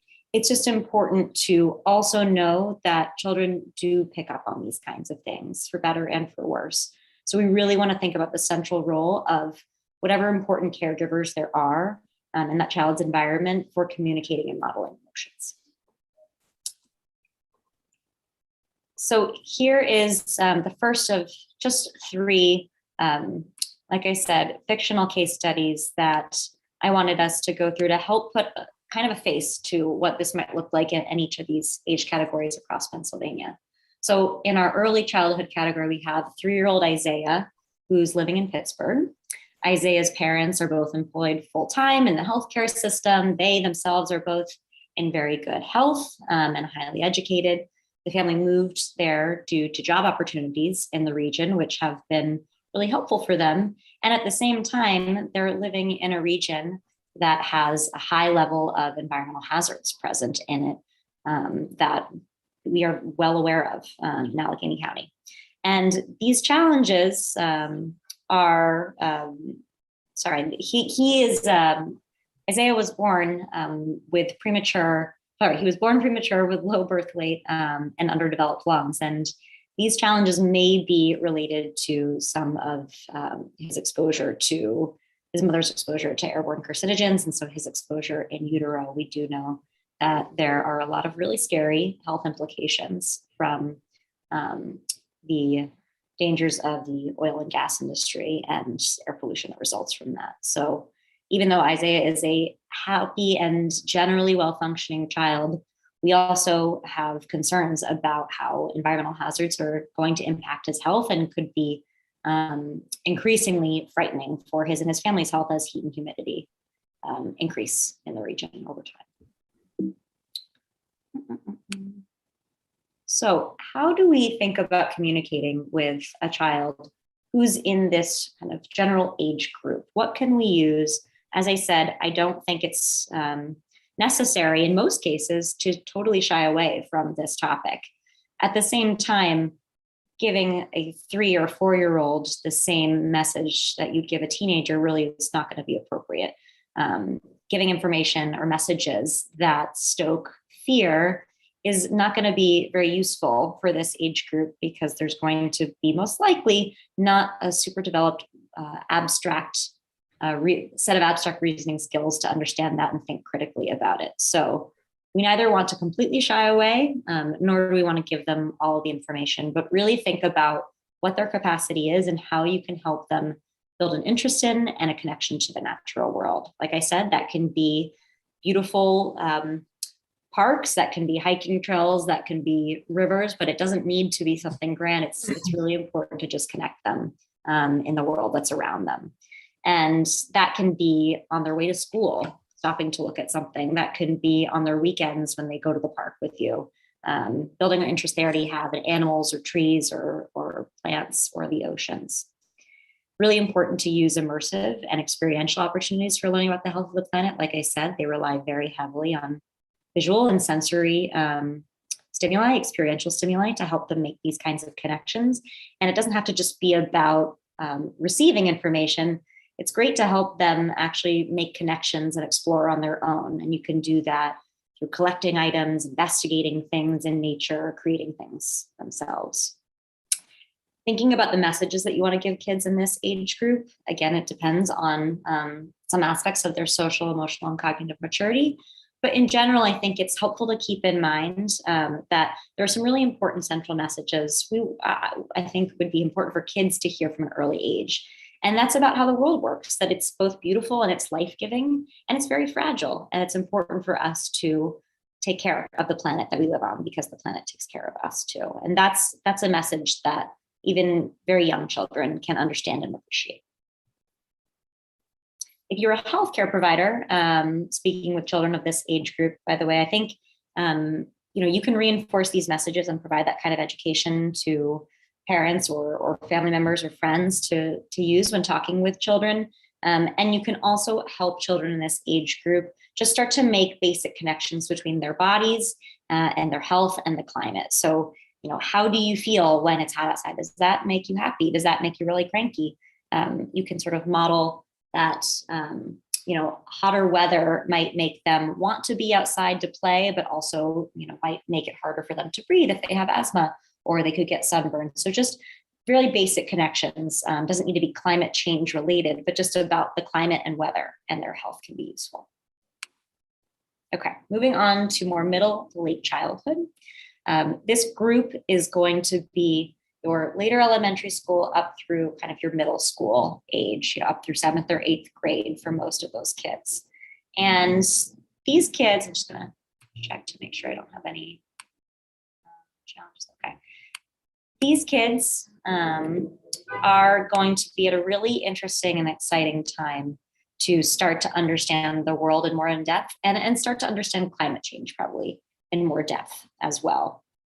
At this point, in the sort of like 8 to 12 or 7 to 12 range, most children have a much more developed understanding of cause and effect. They understand that if you turn on the light switch, that is turning the lights on in the room, and what you've done to kind of make that happen. A young child might learn to associate that, but they're not necessarily understanding how electricity works. So kids in this age group are going to have a more solid understanding of that. They're going to start to be developing some abstract reasoning abilities, but they're not going to be that advanced most likely in them yet. So those pieces can really help you start to explain climate change a little bit differently to them. you can use something in your home, like a shower. You can use the shower in a bathroom with the door closed. A hot shower is going to make the bathroom steam up.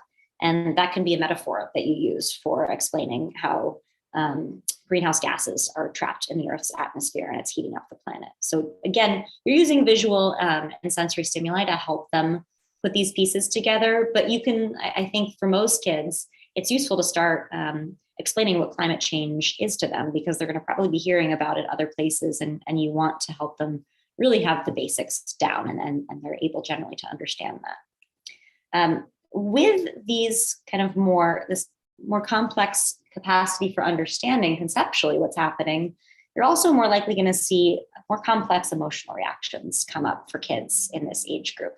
And so you want to be able to use that to your advantage. They're developing a greater awareness of and connection to their social world, whether that's through peers, whether that's through social media or news media. They're getting exposure from a lot of different places that a lot of times caregivers or family members don't necessarily know about. So just assuming that they are getting a much broader degree of input is an important place to start. And that's going to have the capacity to engender anxiety, confusion, stress, sadness, lots of complex emotions as they're trying to grapple with really, what does this mean that my world is changing, that our world is changing? And they may or may not have the coping skills to really grapple with that yet. It very much depends on the child and how well they cope with big emotions in general. It's perfectly reasonable to understand that they wouldn't have great skills to manage those kinds of big feelings, because a lot of adults don't have great skills to manage those kinds of big feelings. So they're going to be reliant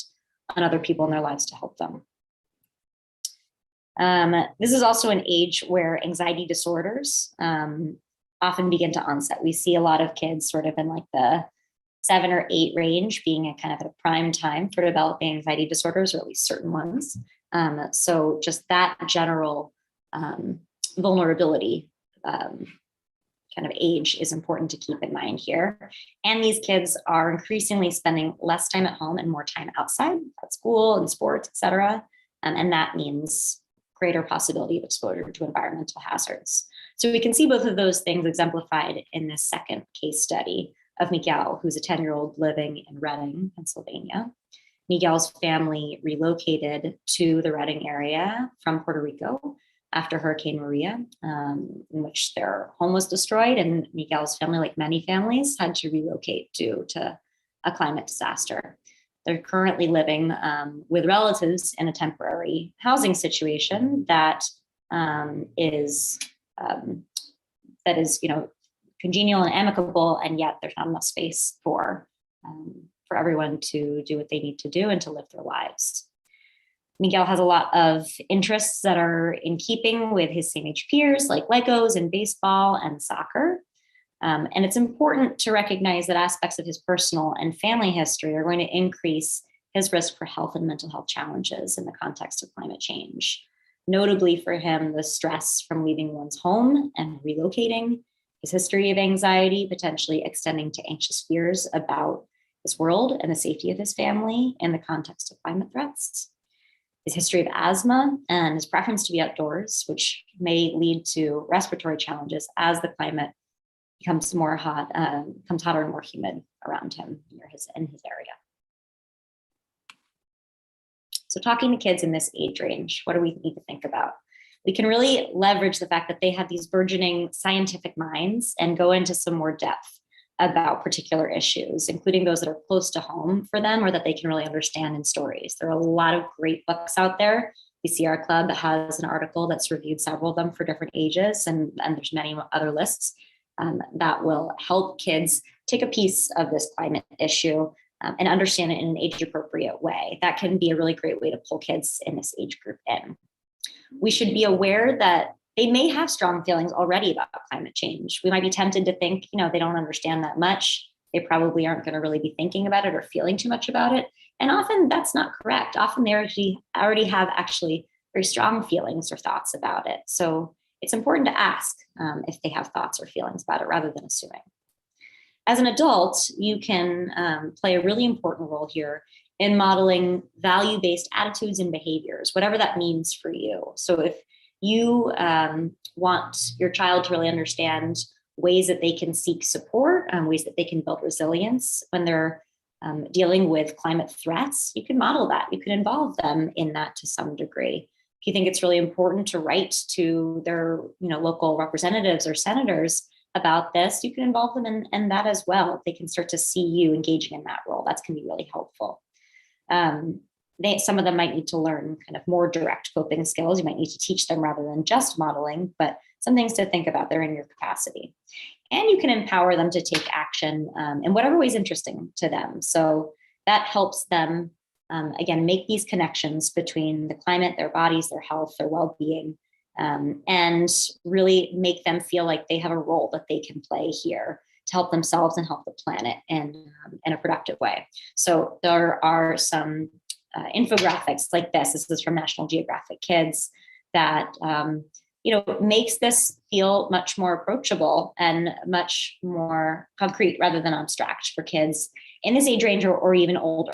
And this is something that somebody could put up. If you're a pediatrician, you could put it up in your reading room to just start to normalize that climate concerns are very real and that they're relevant to health and something that we should be thinking about and talking about.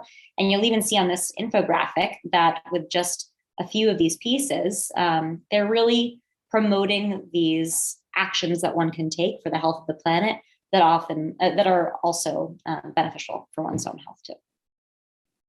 Okay. Lastly, we get to adolescence. This is, our sort of 8th grade and up, even through college, before we get to young adulthood.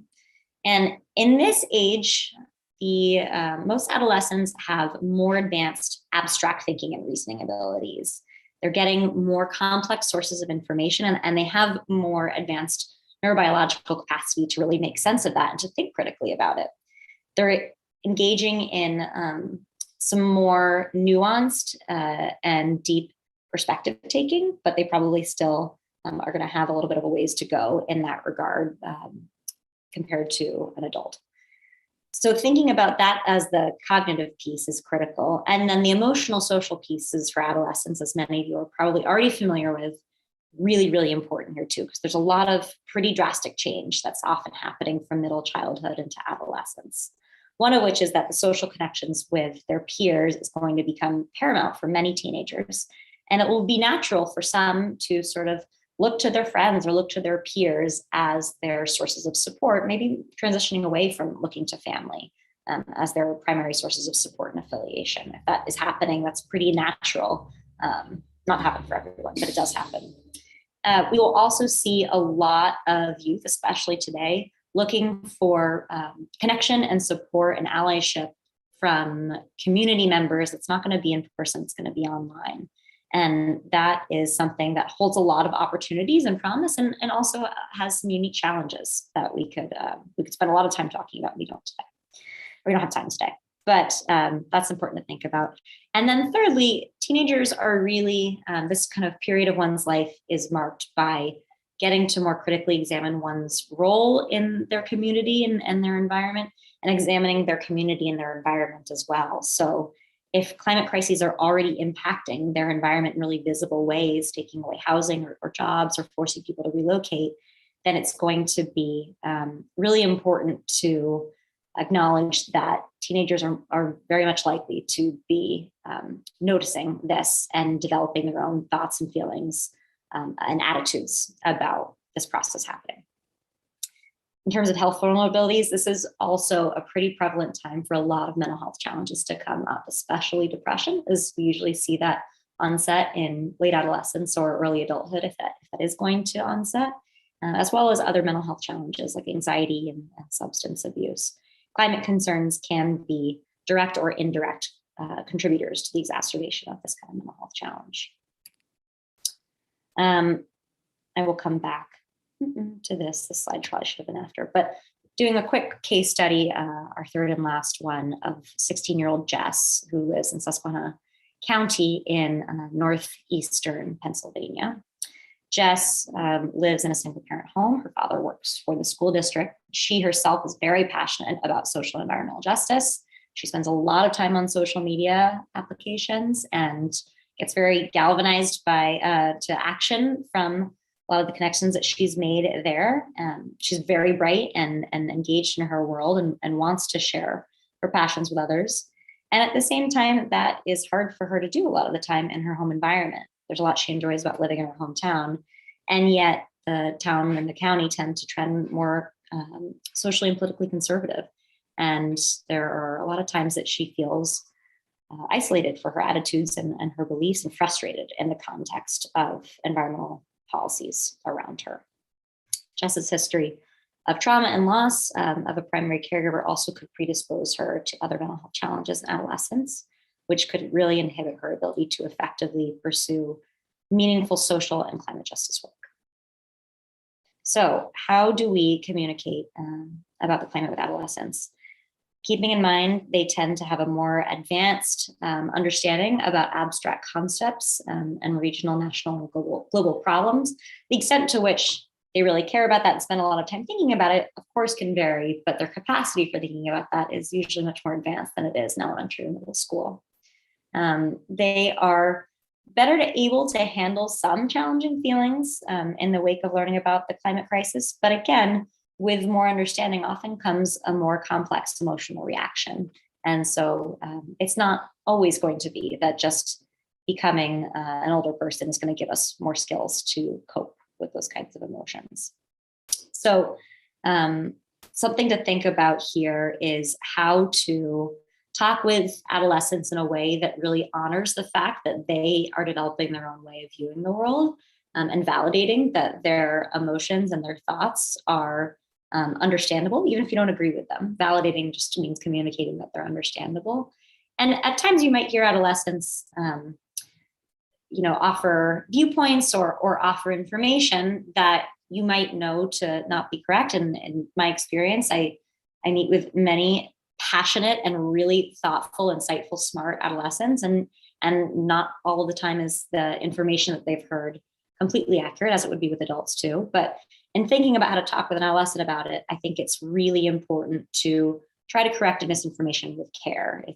If you're coming in as an adult, kind of just charging through and shutting down conversation, that's likely to drive a wedge between you and that teenager. Something that you can really do here, even more than you could in middle childhood, is empower them or even follow their lead to take meaningful action. And that meaningful action could be something like protesting. There are so many amazing adolescents who have taken it upon themselves to really make this a cornerstone of their identity, is to be an environmental and climate activist. That's not going to be the way that everybody participates. And there are going to be plenty of adolescents who don't want to be marching out on the streets, but might be more comfortable writing some pieces about this or reporting on it, or maybe even making TikTok videos about this. And there are lots of important ways to get involved here for teenagers. And if they have an interest in doing that, I think it's wonderful to empower them and following their lead here. So I'm going to save just a few minutes for questions. I'll just point you to some further resources that we have here, some of the ones that I referenced in this presentation, as well as some additional blogs. PD Blog is run by one of our very own board members, actually the director of our board, and is a fantastic resource for information about children and health and climate change. So I'll just give that one a shout out. But other than that, I will say thank you and open it up for questions. Thank you, Katherine and Lorna. We do have a couple of questions. I'm just going to go through as many of them as we can. And for those that we don't get to, if you want, you can also type an answer to those folks. So the first is, knowing that climate deniers hold undue sway over Pennsylvania's state legislature and key committees, how can we reach people willing to hear the truth and challenge or remove from office people telling lies on behalf of the fossil fuel industry? And that question comes from Raina Ripple. It's a fantastic question. Yeah. I have some thoughts, and it's first off, I'll just say it's an incredibly complex and challenging problem that I don't think anyone has a lock on yet. But there are a couple things that come to mind. One is there's increasing research to support that one of the best ways to help people navigate some of their climate denial is really trying to leverage the stakeholders in their lives that they already trust and that they already do share some viewpoints with. I think what we're seeing from folks potentially like myself or maybe Lorna, that coming into to lecture a group with whom I share very few aspects of my identity with tends to not work. It tends to fall flat on its face. It's much more successful to partner with somebody who's already in that community and has the trust of that community to do any kind of education or momentum building. So that's one piece. And then on the youth side of things, I think it will be fascinating to see what happens with the democratizing of information available through social media. Pretty much every teenager I work with is involved in social media in some way. Even if they're not producing content, they're consuming it all the time. And they're going to get a lot of different informational sources from there, probably some really helpful and maybe some not so helpful. So I think that's going to have a big impact in ways that aren't totally known yet on public perceptions of climate change. I think, Katherine, I think those words were very thoughtful and helpful to folks. I think another thing that we already know that wowing folks with endless numbers of facts doesn't change minds, but a lot of times personal stories are impactful, and telling this, if you're familiar with someone who is impacted directly from a climate event, whether it's flooding or heat or another thing, fires out in California, if you can tell those stories to folks and share them and have folks understand their what impact that does have, we can hope that folks will empathize with that situation and those stories and be a little softer about their viewpoint. Because now the impacts are here, they're among us. And they're in Pennsylvania and they're in New Jersey and they're close by. So there's more stories to tell when you can find them. Thank you. We do have a break scheduled right now. I would like to be respectful of everyone's time. You may need a bio break or need to grab a drink. I'm going to hand it over to Ryan, but before that, I'd like to say thank you again, Lorna and Katherine. I believe they'll be here at the end. If you have extra questions, please just put them into Q&A. We will have some time at the end to address extra questions. Thank you. And we'll be back at, I don't want to lie to you all, 2:20. Great. Thank you so much.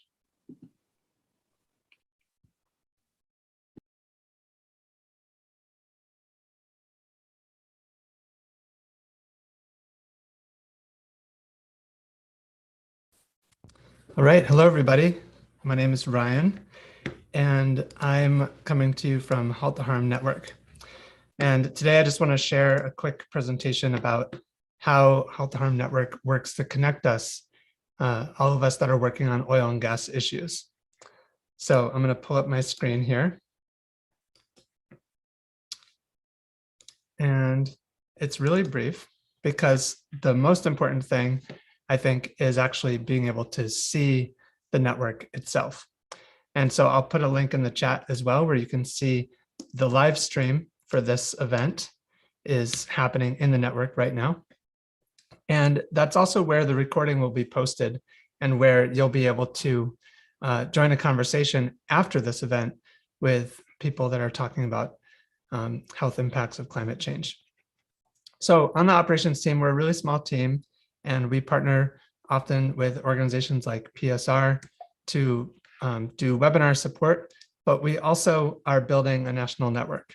And it's a network of people that are working at the local level and wanting to connect all of those various local fights. There's a discussion and events calendar. That's one of the primary services that we're offering. And that's at network.halttheharm.net. You can see all the upcoming events that are being posted by members of the network. And you can also contribute your event to this calendar. When you do, events are published out to over 3,000 members on a weekly basis who've signed up for event updates. The discussions are private. So while the events and announcements and webinar replays can be publicly available, the discussions are all private, and you can create a profile that's unique to this network so that you can connect with people with your organizing or with your professional work. So again, watch and share the replay. It's really important that we share the work that's happening here beyond those of us that are here live.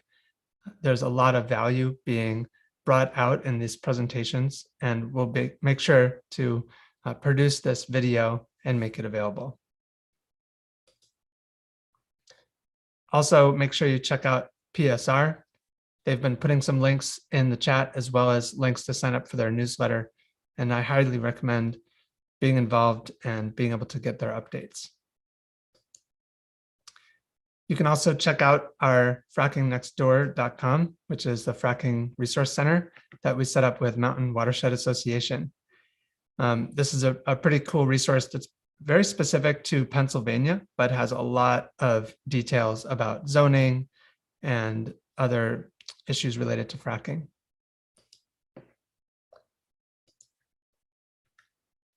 Finally, after this event, we'll send you a brief survey that will help us improve our webinar production. You can also work with us on your next event. Just contact us, join the network, and I'll make sure to share the replay and the link to join the network after this event as well. All right, so stay tuned for the next session.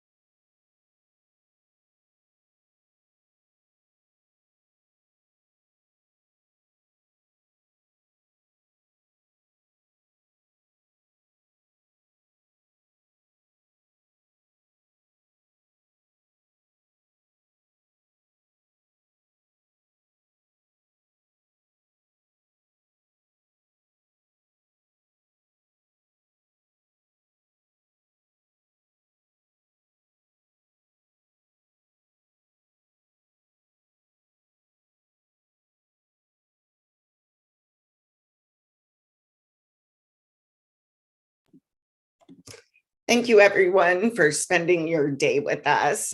We appreciate you hanging out for the rest of today's sessions. Joining us for our next session is Zineb Magavi, the co-executive director at HEAT. She has convened and is leading an independent research consortium to study the first investor-owned gas utility installation of alternative infrastructure.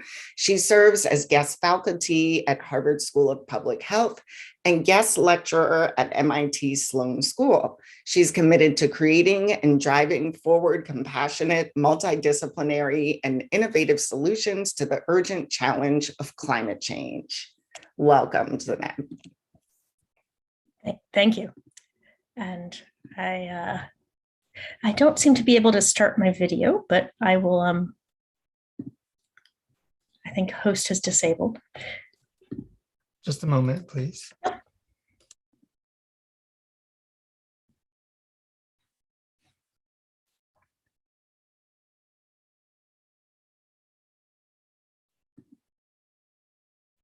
Hi.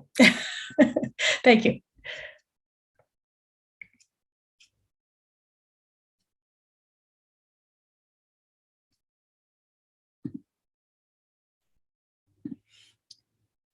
Am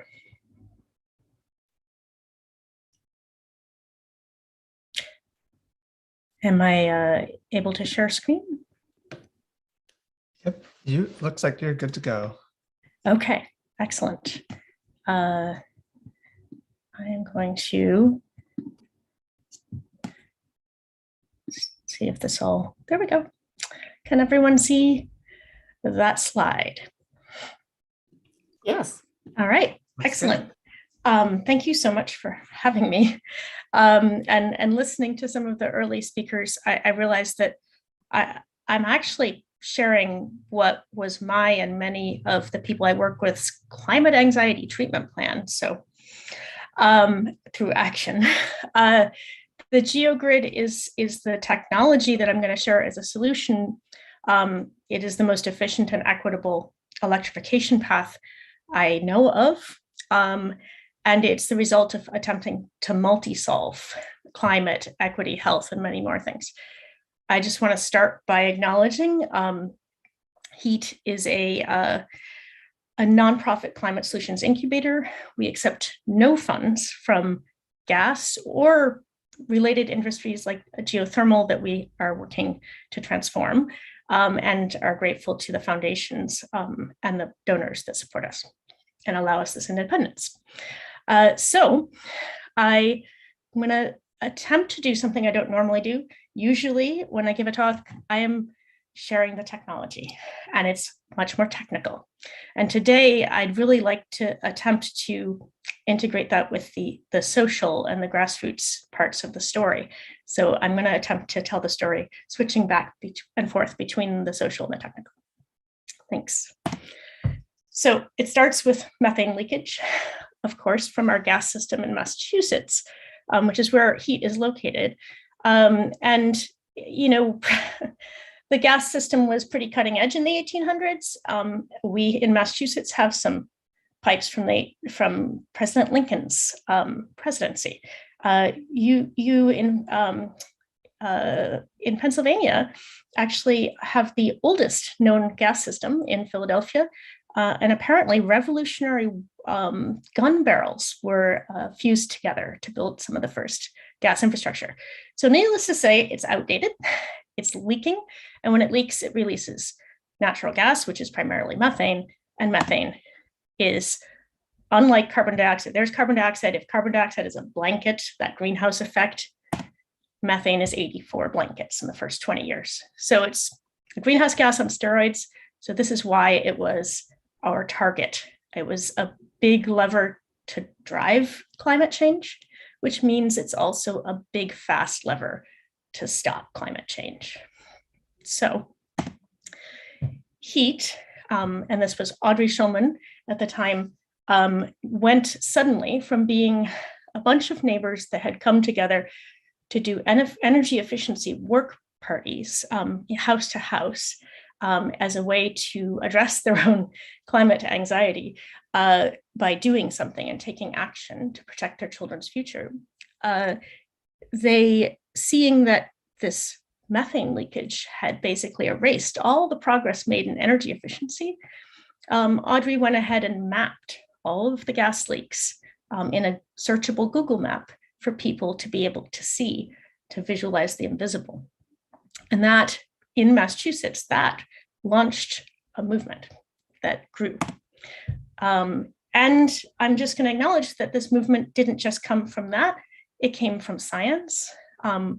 There was a fabulous study done by BU and Harvard showing that the leaked gas was 10% of our greenhouse gas footprint. And so armies of moms, with mothers out front, went out and labeled the gas leaks to make the invisible even more visible. And this spread from town to town. This is how I got involved. I have 3 daughters, and I was concerned about climate change and felt like it was too large for me alone to change. And so I joined with a whole bunch of people, which I hadn't done before. And that's how my entire career and life changed. So that happened to a lot of people. And across Massachusetts, as towns saw these gas leaks, understood the impacts, there were forums throughout the communities with packed rooms learning about methane leakage in our gas system for the first time. And so when, I should mention that there were about 35,000 gas leaks annually, with at least 16,000 carried over every year. So it was big numbers. We didn't actually know what to do about it. It wasn't physically possible to fix them all. There was no magic wand as fast as we wanted. And so when another science paper came out saying that just 7% of the leaks could fix 50% of the emissions, we could find these biggest leaks, we could fix them. This felt really hopeful. We could do something. We could cut our methane emissions from pipes in half. And this is a messy slide, but it is actually representing something very messy, because when I say we, I mean a lot of organizations working together, HEAT, who I currently represent, Mothers Out Front, who I was a member of, Gas Leaks Allies, who I'm a member of, and all of the other growing network of organizations, of hierarchies, and just collections of people and communities. The one group that we didn't have in this growing movement was the gas utilities themselves. And so if we wanted to find and fix these big leaks, we kind of needed to work with them, because none of us had a backhoe or a permit to dig up the street. And so Columbia Gas actually reached out and agreed to work on this problem. Eversource, we had a great first meeting, talked about our kids. The president had 3 kids too and wanted a future for them. And he agreed also to work with us to find and fix the big leaks. National Grid said, okay, we'll meet with you. And then they said, oh no, our lawyers say we can't. And so there was a trending Twitter storm of moms and a bunch of people in orange gas leak suits asking National Grid to reconsider. And within 6 hours, they did. And so I'm going to shift now to just that's how this movement got built in Massachusetts. But part of what you're seeing here is HEAT, which is one organization in this story, attempting to work and engage with all the stakeholders, including the gas utilities, learn, listen, find the key places where we could drive change, like those largest leaks, and then innovating and iterating together until we solve the problem. And all of that, it moves at the speed of trust. And I really, really mean that. And so what that actually looks like, that lovely slide, is here's my the co-executive director, Audrey, and myself in hard hats out on the street with 3 different gas utilities testing a new tool we developed to measure methane emissions. Here's a summit at MIT with all of the gas utility executives and the climate activists in the same room and no fistfights, and announcing an agreement to find and fix the largest leaks faster than the state had required. And we did the science, published and determined together with the utilities, with measuring together, finding an agreed set of facts and data that to determine how to find and fix those leaks. And then we are continuing to verify and find and fix the leaks. We're a few years in. It's now state regulation and law, and it's a really great success story. So I'm going to back up for a second. So this sounds like it was all easy, and I don't mean to imply it was at all. It was extraordinarily difficult, particularly just in engaging with the gas utilities, who a majority of the group that was that I was working with really felt very strongly. All of that climate anxiety had often been directed towards these individuals as those causing enough harm. And so engaging at that level was actually quite challenging. And we were startled by the amount of kind of human relationship and trust we were able to build, and saw it as an incredibly powerful thing that we should do something more than just fix gas leaks with. Could we transition and transform the system? And as we were trying to figure that out, something unexpected and horrible did transform the system. And I'm sure you heard about it. There was one of the largest gas disasters in history, more than 71 simultaneous house fires, as a mistake, a human error, overpressurized the gas system to 8,000 homes, basically blew out the gas system. A young man died, several were hospitalized, and that community lost their gas service for months as going into the winter. It was, unfortunately, a significant portion of the area affected was a very low-income gateway community. And there were just piles of challenges in terms of the housing stock and the electric supply, and every step of the way in addressing this disaster was a challenge. And it quickly became a conversation about transition, moving away from this explosive gas. And the folks that we had been working with, our network, within 3 days, began to deliver induction cooktops to the households who now had no way to cook or heat water for showers. We had them because we'd been running Taste the Future parties. We were trying to address the cook stove as the key interaction point in the gas system between the household and the gas system. And we rapidly got more donations from IKEA, and were able to provide induction cooktops to 700 homes. And in the process, built a set of relationships in the community that we treasure to this day. And I'm going to come back to that a little later. But I want to come also to that stove. I know that this community I'm speaking to is very aware, I'm sure, of the conversation around health and the gas stove. And it is a really key thing to understand that what is in Pennsylvania in terms of the fracking industry, and then is carried on a pipeline to us here in Massachusetts, that pipeline ends in our homes at gas stoves, which are often seen as the center of our family, our hearth, and often are an emotional attachment for people. And so often people look at stopping fracking, and what we could do in Massachusetts was look at that stove and say, well, what if we cut off the demand? Can we stop the whole system? And so I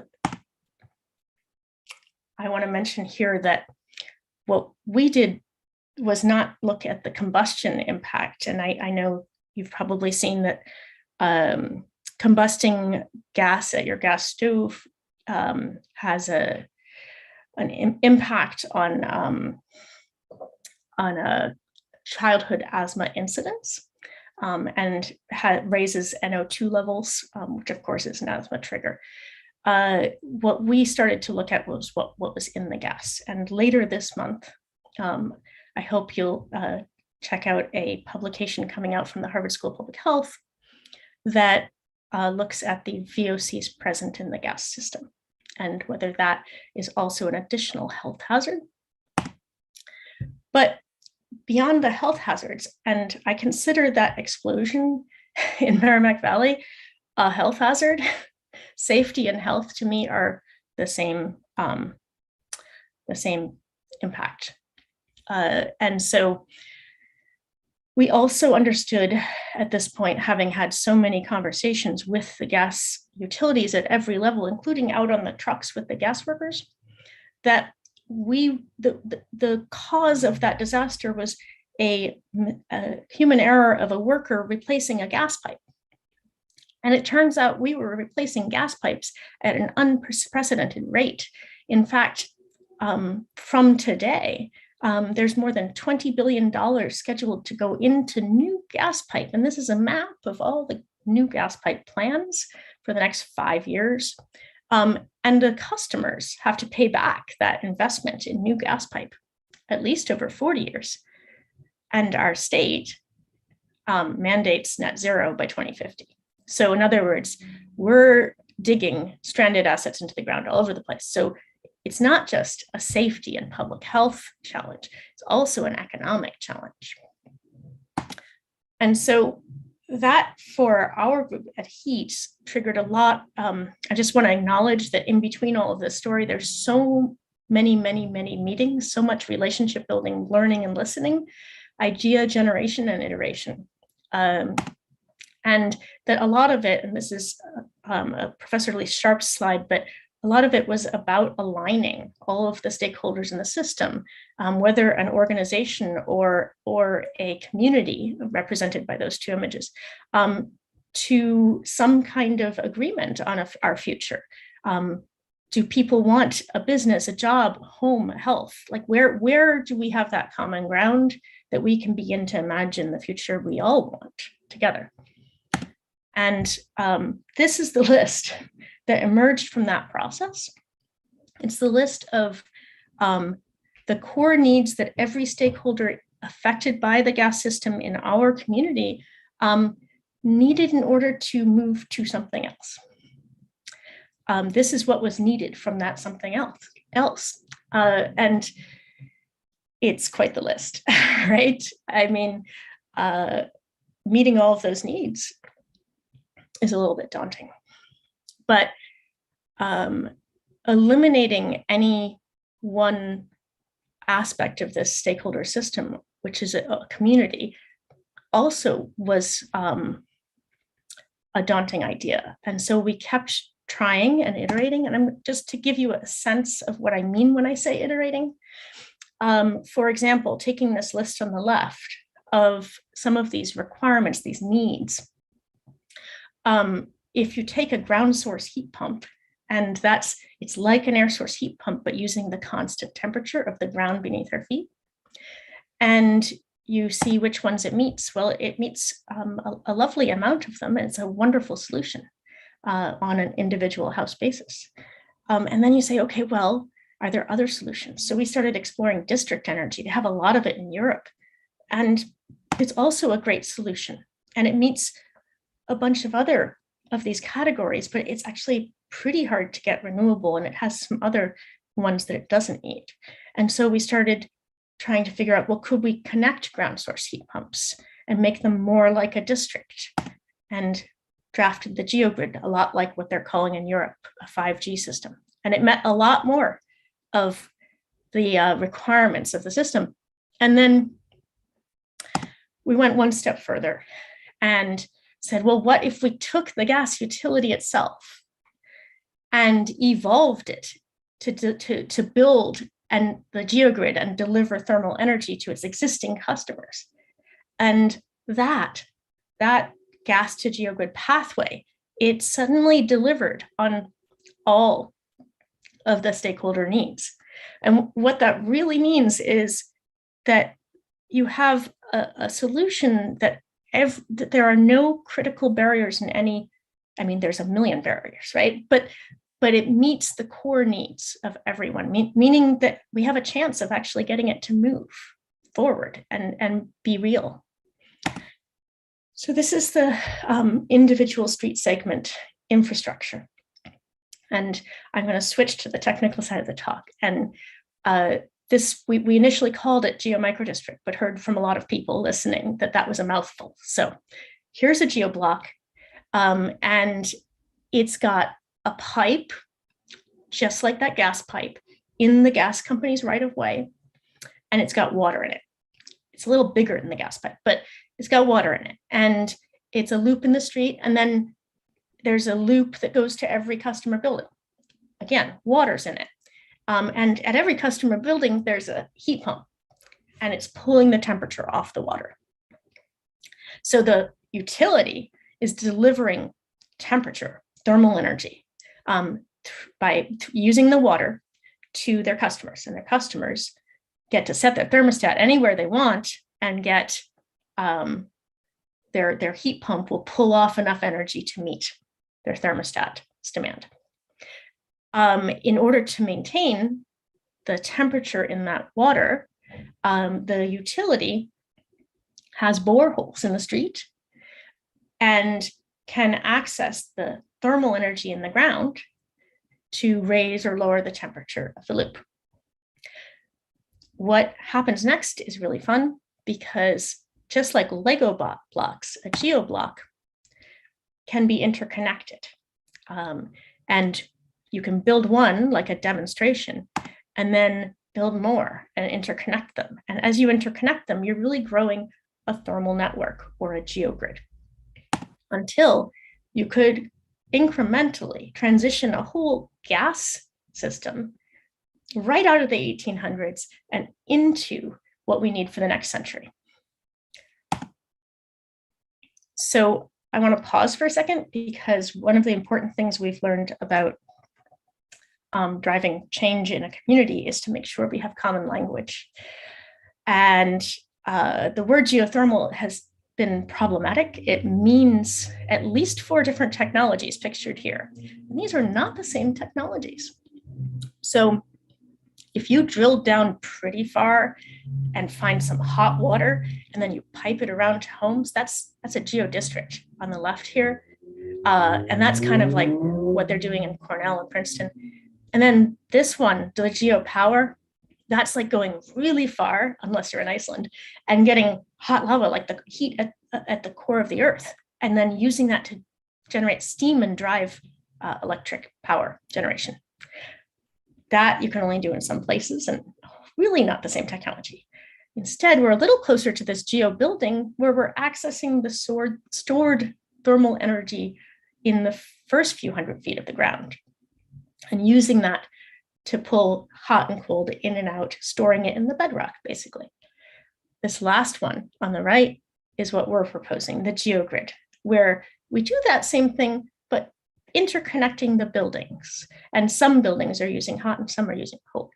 And so I wanted to clarify that when I say geothermal or geo, I really don't mean any of these other technologies. So in Massachusetts, we ran a feasibility study.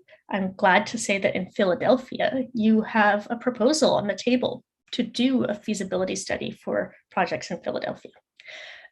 So we did it for the whole gas system in Massachusetts using representative street segments, and found that for the majority of gas street segments, this infrastructure confined to the right-of-way in the street, not adding on a park or anything else, and limited to 500 feet deep, could deliver all of the heating and cooling for the majority of street segments. Not all of them, but a very significant number. And if you start interconnecting them, the overproduction in some can balance out the underproduction in others.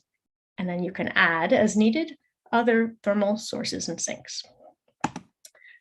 And the way that this is so much more efficient than an individual ground source heat pump install that you may have heard of in some of our schools are actually doing this, which is great. But the way it's different is because you're connecting together, and a lot like the internet is different from an individual computer.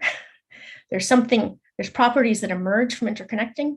Here too, there's properties that emerge from interconnecting that aren't there when you have just one building. So for example, in this diagram, you've got this, I think it's a supermarket or a convenience store, cooling and rejecting heat into the system, which is then getting used by the other buildings on the street that are heating. And so anytime you have any kind of simultaneous use, you get this load canceling, or you could call it energy recovery, or you could call it energy sharing. And then because you've got these boreholes in the ground, if you are in the hottest summer day and all that heat is getting rejected as all the buildings are in cooling and it goes in the ground, that heat can get stored in the bedrock. And when it gets to winter, you can pull it back out. So there's an element of annual energy storage that is kind of what the system is about. It's about seeking balance. So skipping out of the technical description more, but what does this do? Well, it delivers a dramatic emissions savings. The immediate savings in Massachusetts with our current electric grid's carbon impact were 60% reduction. But if you get your electric grid to zero, your geogrid will also be zero. It delivers lower heating bills. There's been 3 separate economic analyses showing that a heating bill from a geo utility is going to be lower than even your current gas bill. That's pretty critical. And here's another thing. There's these pipes. Those are exactly the same pipes. The gas ones have a yellow line and the water ones have a blue line. So there's a bunch of workers that can stay in good jobs, good family supporting jobs. And there's a bunch more jobs that could be created. So this technological solution that emerged out of our community's needs, we wish to use it to transform the system from gas to geogrid. Here's a picture of a gas system in Massachusetts. And I want to acknowledge that not the entire gas system can necessarily or should necessarily be all geogrid, but that some of it is going to be individual air source heat pump, ground source heat pump, and that some industrial uses that are very hard to electrify may use on-site RNG or green hydrogen, but that the majority of it, we can transition in this way that is efficient, that can provide access to everybody, not just those who can afford the upfront cost of a heat pump. And also that it can be lower cost than current. And right now, as we recover from this pandemic, the idea of raising costs as our energy system is impacted by a war in Europe, this idea of low cost local energy, it's pretty appealing. So I want to shift back to the Merrimack Valley where that disaster happened and explain another thread that's kind of parallel to my description of the technology. In the settlement between the sale of the gas company that was responsible for that accident, $4 million was directed to a geogrid installation for this community. And what I have pictured here is actually the site of one of the groups that would love to see it happen, a community organization that would like to build the geogrid in this spot. And that is a hopeful story of possible transformation. And we were engaging with the community on that process when the pandemic hits. And so the same network that we had built in delivering induction cooktops, and then we're engaging in the process of finding a place to do a geogrid, shifted because it was care centered. And so when the community we were working with suddenly had no food and the food pantries were empty, we began delivering groceries on the weekend. And we're a climate organization. This was voluntary. It was outside of our mission, but it was what the people we were working with needed. And it was a spontaneously emergent and organizing network, and quite a beautiful thing to get us all through the pandemic. And the trust that came out of that has now led to a far more in-depth connection between this community and the government and energy and justice. And this is a Zoom session, like everything is now, with our Attorney General's office and the community leaders and others engaged in talking about how to transform this region's energy system to meet the needs of the people. And I still in this same spot as the results of this Merrimack Valley gas disaster. I want to mention that the human impacts, I know you all understand how it must have played out on the people and the continuing PTSD and the kind of cascading impacts on an already burdened community. I also want to point out that every human in the system was impacted. And the one on the left, Mr. Steve Bryant, was the president of the gas company, which was in charge of the gas system at the point of this disaster. And on the left, he's getting yelled at by Senators Warren and Markey and others. And we were the only organization that didn't yell at him at that point.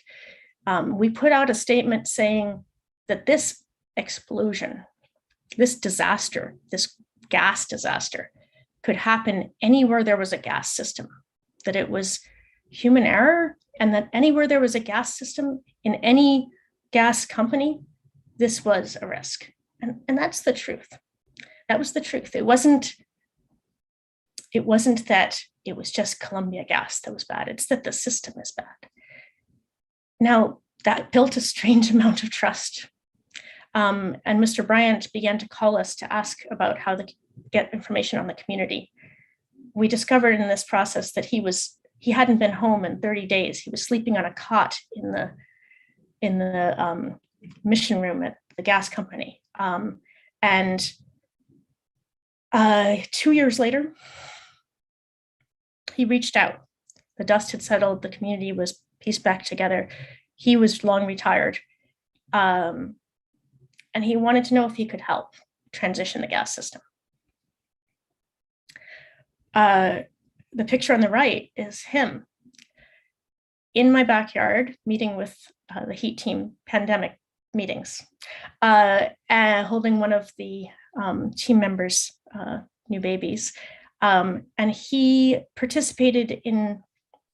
helped guide us in making this report on the bottom, the gas pipe enhancement plan at the 6-year mark. His knowledge of the system and how it worked was irreplaceable. And I wanted to take the time to share a story like that because it's so easy for us to point the finger and blame and not remember that every single human being in the system we are living in now is trapped in the system we are living in now.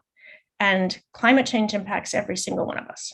And so giving everyone a path to evolve is important, which doesn't mean that you let things go.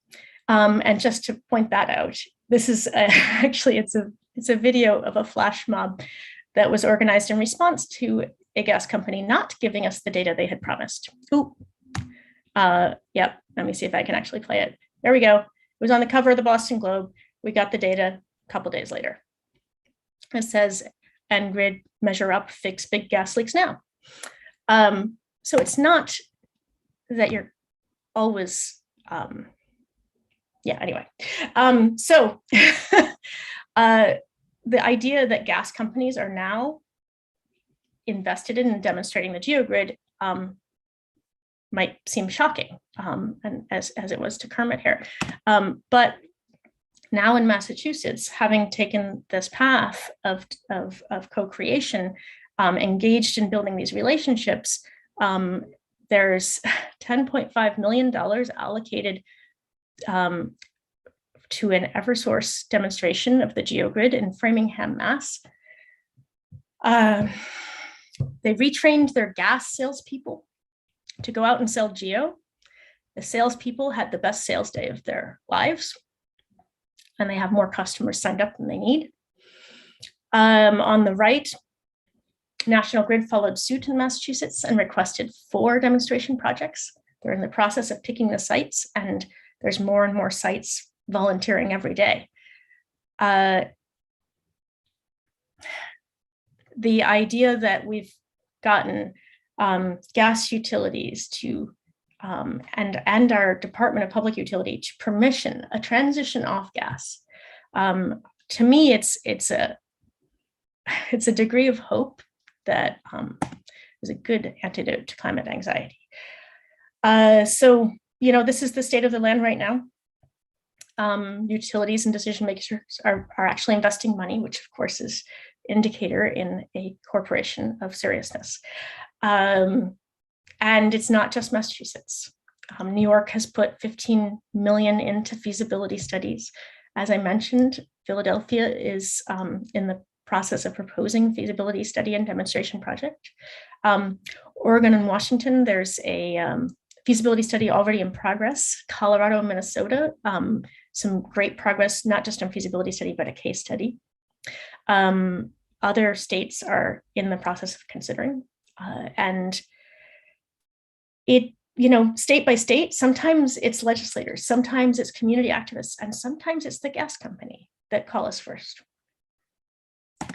So we're continuing to attempt to be patient and to convene all the stakeholders, gas workers included, innovating and iterating as we go. And now what that looks like is a national GeoGrid consortium. We run charrettes. This is our list of our last year's charrettes, bringing all the voices together to discuss a topic, de-risk it.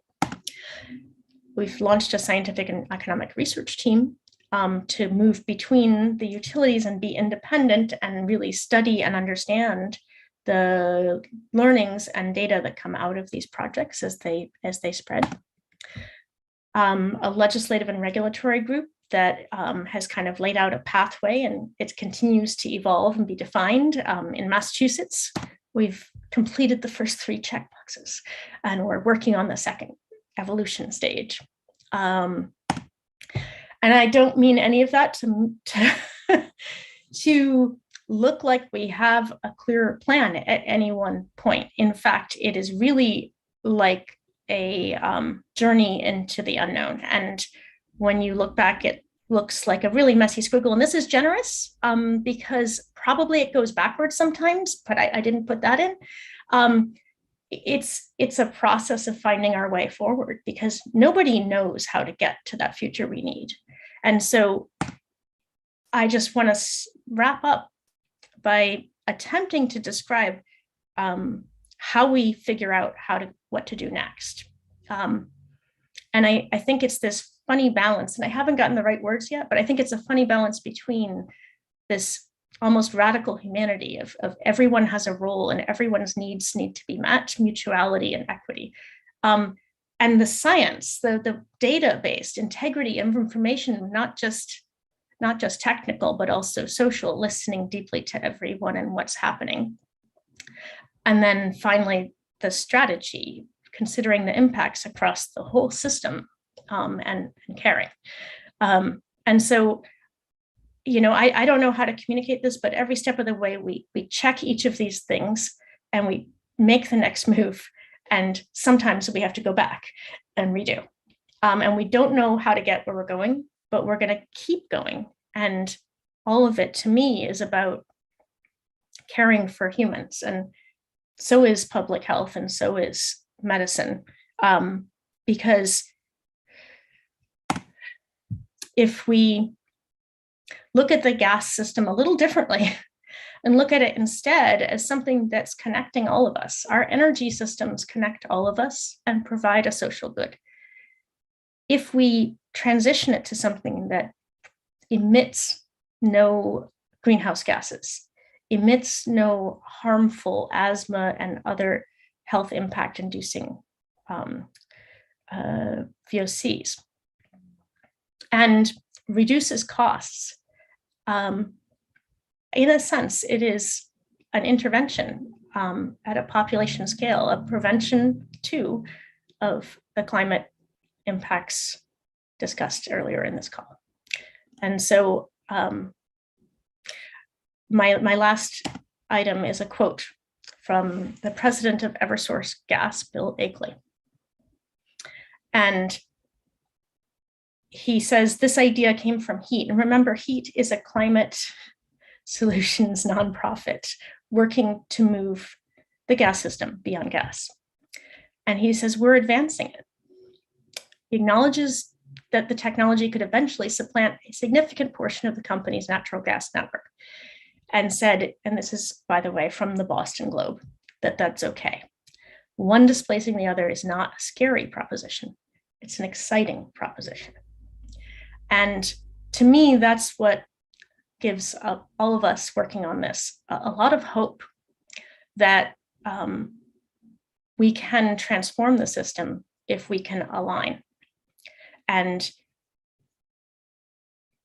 instead of fighting, basically. So I want to leave you with that.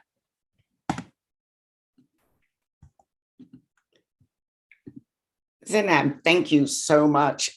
Your presentation for me was definitely inspirational. I really love this model of community collaborative and co-creation. And I know that we internally at PSR PA have actually been thinking about how we have these stakeholder conversations. And I was wondering if this is a model that you have shared with others as you've been doing this work. Thanks for the question. So we believe in sharing. And so everything that we do or produce, our feasibility studies, our charrettes, are all kind of creative. There's a thing called Creative Commons, which is a shared copyright. And so it makes everything we do open source, available to all. And the only thing we ask is for acknowledgement. And when you take what we've done and improve it, we really want you to share back the improvements so we can all learn. And so that to us is part of solving climate together. And so, of course, yes, not that we've managed to write everything down in a coherent way yet. And we're still learning, so. Well, you're still in flux, so it'd be a little difficult to have all the notes. There was someone who asked if you could elaborate on the Colorado pilot. So the Colorado is not a pilot, and I've been learning not to use the word pilot because every component of this infrastructure we propose, the geogrid, is market ready, fully understood, and works. Ground source heat pumps and pipes underground filled with water and pumps, we've had them for decades and decades and decades. So instead, I'm calling these demonstration projects because they demonstrate the results of taking these same known and tested components and configuring them differently. So in Colorado, there is actually the first ever that I know of at the moment, geogrid as we define it, put into the ground. And it was a beautiful gift to discover when we put out a request for proposals for that feasibility study I mentioned earlier. We had people attend our webinar from all over the world and were quite in shock. And one of the people attending was an ex-oil and gas driller, engineer. And out in Colorado at Colorado Mesa University, he's a very innovative, very smart guy. And he had redesigned a basically networked ground source heat pump system, very much to the specs that we were proposing. And it was already in the ground and it already worked. And that was just beautifully mind-blowing. It's been in the ground for over 12 years. They've grown it 3 times. So now he's using the words geoblock and geogrid. And it has cut not just their emissions and delivered all of their heating and cooling. In fact, all of their heating. In fact, the gas backup that remains on the system has not fired yet. But also it cut their water use because of moving cooling off of chillers, and all kinds of other fascinating impacts, like it flattened the electric grid use. So we're publishing, hopefully, a case study on that one. It is phenomenal, and I hope we can replicate it elsewhere. We have another question from Ellen. She said, you noted in your presentation that GeoGrids lower operating costs, but what, and is there an initial cost to homeowners? Excellent question. And I'm going to tell you what I propose, but of course, legislation and regulation is going to do what it wants to do. We're going to just propose how we think it should be. So the upfront cost of building this infrastructure is large. In fact, it's larger than building gas infrastructure. And so what was really fascinating to learn in the in Bureau Happold's feasibility study was that the larger upfront cost was entirely offset by the elimination of fuel cost. So the customer bill was projected to be lower, and 2 additional economic analyses made the customer bill lower. And because the utility is financing, this is what utilities are actually good at, is basically putting in large scale, high cost infrastructure and then financing it out over many, many decades. And so we're not going to say socialization, but anyway, but they can, what we've proposed is that the heat pump itself is part of the infrastructure, should be sized with the infrastructure, and that it should be part of what the gas utility provides. There is some precedent for this, and by doing that, we would minimize the costs up front to the homeowner. And we are also looking at other ways to provide, if there's an electric capacity upgrade needed and other, depending on the building challenges, we would like to see, at least for lower income customers, everything covered and no upfront costs. I don't think that we're going to get a just transition if we do not do that.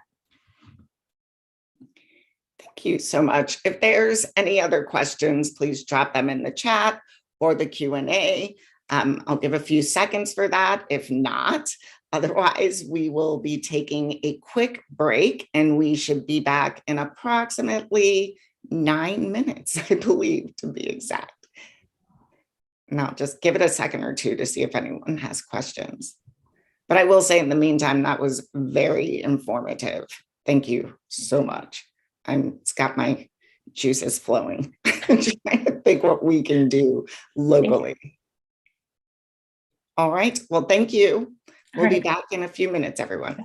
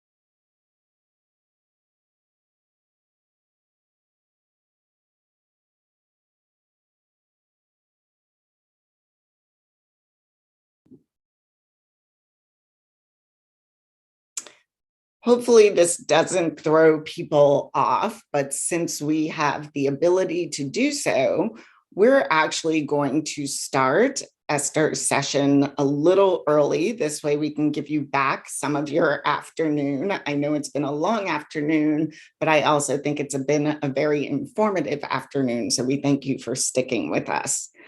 Our next session, Enhancing the Resilience of Low-Income Housing in the Post-COVID World, is brought to us by Dr. Esther Abano.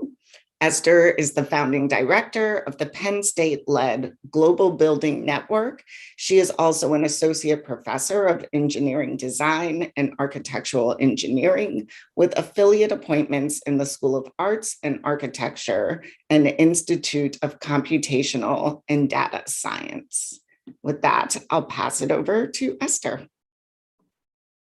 Thank you, Tonya. Give me a minute and I'll share my screen. I think it's working, right? Yes. Okay, so I'll jump right into it. So as Tonya said, I'm at Penn State University, and I'm actually currently on a buyout from teaching because I've been tasked with the job of building a global building network. That's a consortium. It's based on a consortium model. I'm very encouraged from seeing the previous presentation because we're still in the early stages of the consortium, but we're making progress with respect to identifying what the different stakeholders are interested in. I'm going to just very briefly talk about it and then try to explain where my thinking and the thinking of my colleagues is right now in light of everything that's happened over the last 2 years, and then reflect on some of the things which we believe can be solved relatively easily because the technology to solve them already exists. And the problems are not necessarily new problems. They are the same problems that the building sector has been having. It's just that we are having more frequency of hot and wet weather. So the problems that we're dealing with, hot, humid, moisture damage, they're happening in newer places, and they're also happening at a faster rate, much faster rate than was before. Then I'll just highlight some of the things we're doing for youth engagement. As I said, the Global Building Network is a partnership with one of the United Nations agency, and I learned 2.5 years ago that according to the United Nations classifications, North America falls in the Economic Commission for Europe. So Canada, United States, we are all classified under the Economic Commission for Europe. In 2018, President Barron signed the MOU on behalf of Penn State. I did not start working at that particular time. This was actually during an event in May in Philadelphia, and I was there for the event, and I never imagined in a million years that I would end up directing this initiative. So I'll explain. At that particular time, the common phrase that was being used was energy efficiency is the most important thing. And it bothered me. It made me uncomfortable. I believe energy efficiency is important, but it's not the most important thing. Staying alive is the most important thing. Being healthy is an important thing. Children having good educational outcomes, important things. So all these things are important, but when we start to use these terminologies and phrases that are not inclusive, we leave someone out. So one of the conversations that we had earlier on towards the end of 2019, when I was being asked if I would consider applying for this position, I told them that if I come in, I will broaden the definition of how we are engaging with the use of energy in buildings. And to my pleasant surprise, the person who ended up becoming my boss was like, actually, we need to disrupt the conversation. We need to start with language that is more inclusive. So over the last 2 years that I've been directing this program, it's been a challenge, but we are now at the point where we are seeing more people using phrases like energy justice, energy security. Energy efficiency is still part of the equation, but there's been a positive response, which for me is a big plus, because when I started, I was one person against everybody else, or most of the people who are actively engaged, who are very keen on energy efficiency being the dominant conversation. And don't get me wrong, I'm not saying we shouldn't talk about it, we should, but it implies that everybody has plenty. And that is what bothers me. As you can tell from my accent, I was born in an African country. I was born in Nairobi, Kenya. And even though my family was middle income, I have very many relatives, very many friends who grew up in the informal settlement. And to them, you have to talk about energy security.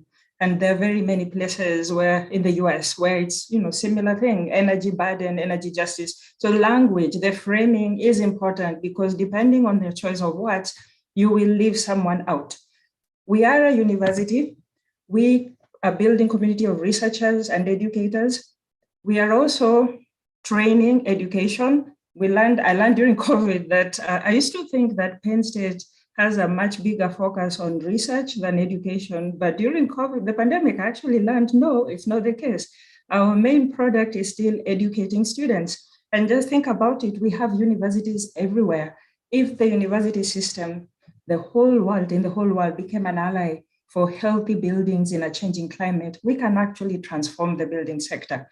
And then there's also this interest in case studies, in success stories. People want to know what works in different places. It was very nice, and I saw in the chat in the comment that people want to see that something is working, something that started as a small movement within the community can actually get to this point where we're seeing desirable outcomes. We are not quite there yet, but I'm very hopeful and optimistic that this is going to happen.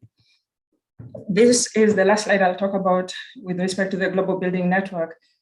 There's a lot of technical expertise. There's the ability for the university system to generate net evidence is not something that we can question.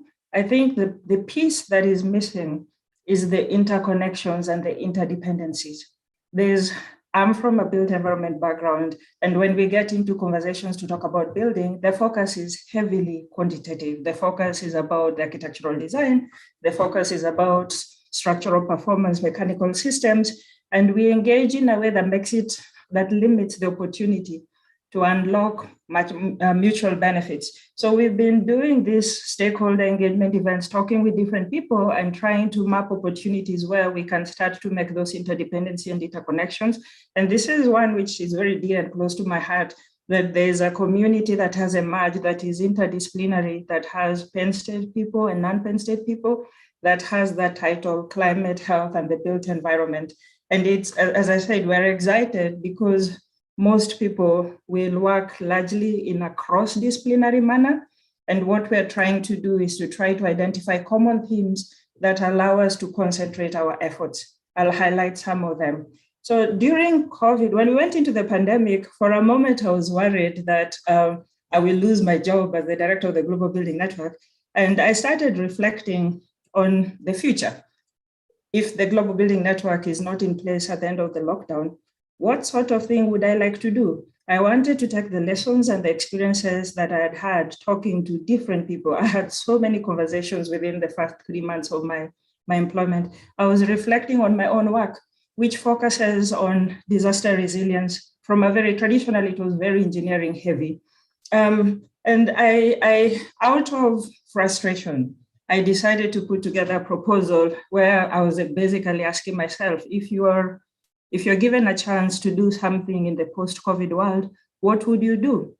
And that was the proposal that ended up getting funded very, to my surprise. I was pleasantly surprised that there was something in there that resonated with the program manager for a new program that had the title, Boosting Research Ideas for Transformative and Equitable Advances in Engineering.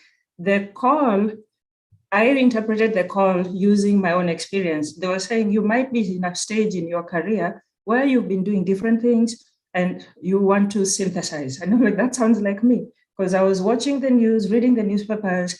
The pandemic was intersecting with a lot of things everywhere. Flooding, hurricane, wildfire, everywhere. Europe, African countries, Nairobi, where I was born, in the US. So I felt that my own individual work had some pieces that were scattered. And if I had an opportunity to do focused work, I would like to talk to different stakeholders in all those domains and start to map out with them and with their input how the sector that I'm in can start to define and quantify, to start measuring and quantifying resilience in a more holistic manner. So I'll just read the last line here because that was my pain point. we are relying too heavily on hard engineering and infrastructure solutions, and it's not working. It's just not working. I was reflecting deeply, and some of my colleagues, when I talk to them, I use the phrase housing, and they use the phrase house. And it takes a while for them to click, for it to click when I tell them we're not talking about the same thing. You're talking about a house. And I rarely use that word. I always say housing. And the failure to recognize housing as a service in my profession is one of the problems and one of the challenges that is limiting progress. We focus on the tangible, the physical envelope.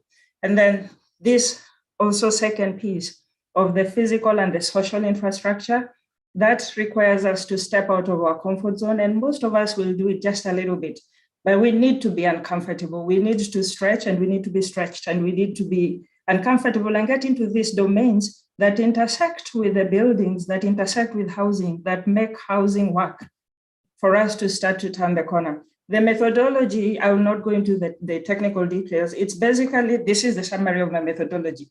I said there's a lot of very good research that has been done. I reflected on my professor who inspired me actually to get into this space of low-income housing. Ironically, my PhD was in intelligent systems, but I had a passion for low-income housing. And my PhD advisor told me, don't worry, once you graduate, you can always go back to your passion. And that happened, so I'm thankful for that. The professor who got me very interested in low-income housing was at the University of Nairobi. His name is Professor Siaga, and he started working in 1970 in the slums of Kibera, and there's others. My friend's father, Professor Yahya, started working in 1969. And I sat down with them several times and listened to what they've done. We have a lot of answers to some of these things. We are just not doing a good job of building on this experience and the knowledge that's already there. So in my research methodology, I made a value proposition, and I said, I need to go back in time, travel back in time with the help of several people and start to do this mapping. By the way, this project is focused 100% on Pennsylvania. I was drawing inspiration from the different places where we've had projects, which include Florida, Mexico, India, and also Pennsylvania. But I was saying I'm in a lockdown, I can't go there, I'm right here, I need to reflect on where I am. Findings from multi-stakeholder engagements, I'm very encouraged to see the Zainab's presentation, because this is something that, again, we're struggling with a little bit right now. The people who are in my domain, telling them that we're going to have all these conversations, many conversations with a total of 30 sessions over a 2-year period to try to explore what is the role of the human, social, and the natural capital in reducing vulnerability and increasing resilience in housing. The conversations are moving slowly, and I think that's the right thing to do. We want to move forward together. And if it takes us a little longer than 2 years, that's okay. We will get a no-cost extension. I'll just move to the next slide. So why does this matter? So I was very surprised 2 months ago. I'm sure some of you saw this as well, that Brad Pitt was making news, and it wasn't for good reasons. The foundation that he had founded in 2020, I think it was 2016, it's called Make It Right Foundation, was they had been sued again. So the background story, Hurricane Katrina, 2015, everybody knows what happened. So from a housing perspective, it was a reminder that we have a lot of buildings that are poorly performing. Again, this breaks my heart because what is needed to fix this house is known. It's not going to be difficult at all. There is a financial problem, but the solutions are known. And the ones which are not known, we can engineer them. We've spent a lot of time with my collaborators looking at these issues of moisture damage, resisting hurricane loads. We can engineer, and we can also tell when the hurricane load is too much. We can also tell when we have a tsunami that it is time to evacuate. The structure cannot withstand. So when we see fatality, property damage, and injuries that are avoidable and preventable, it breaks my heart. So Brad Pitt shows up 2 years after the event, after Hurricane Katrina, and I'm taking creative liberties here. And he says, there's this community that never left, that's still in New Orleans, and they're still not housed. They're unable to go back to their original houses. And he says, what is the problem? Lack of money? I have money. and I have friends who have money. Is it lack of access to good architects? I know very famous architects and their friends. And he was very confident, because that's what he was told the problem was, the lack of money and lack of access to professional services. So he sets up this foundation, Make It Right, and they come up with a solution. And they also made this very bold statement. Brad Pitt made this bold statement saying, we are going to crack the Affordable Housing Code, and we're going to teach the whole of the US and the whole world how to do this. Yeah, so the focus for them was the 9th Ward area in New Orleans. This is the solution that they came up with. Yeah, they wanted something spacious. They wanted something that's designed to the highest sustainability performance standards, use of sustainable materials, use of renewable energy. You can see solar panels here. So they checked all the boxes as far as sustainable, resilient buildings are concerned. But then it didn't work. Within a very short time, they started seeing the occupants of the houses started observing that this building is falling apart. And it's happening at a very, very fast rate too soon. Usually buildings start to report problems, you start to fix things, maybe 10, 15 years. The house I'm living in is at that point. So you start to fix minor things here and there. These are problems which are beginning to happen within 2 years. It's a hot, humid environment. And the material selection, the technology selection, they were being innovative, but they were being too innovative. They were doing too many things at the same time. If you want to talk further about this from a technical perspective, please reach out. It's one of my pet topics. I'll just highlight. Yeah, what is working in a planet that is getting warmer and wetter? It's not something complicated. Yeah, the same area, there were examples of buildings that were houses that were constructed at the same time, and they worked. They used local knowledge. This is a project that was being implemented by someone who lives in the area. So they know what works and they know what doesn't work. I can give you several examples of things which I believe could have been problematic. There's a legal suit. So people are saying the problem was the construction company that was being used. You're introducing materials, systems, technologies that they're not familiar with. Why am I not surprised that there's a problem? Of course, there's going to be a problem.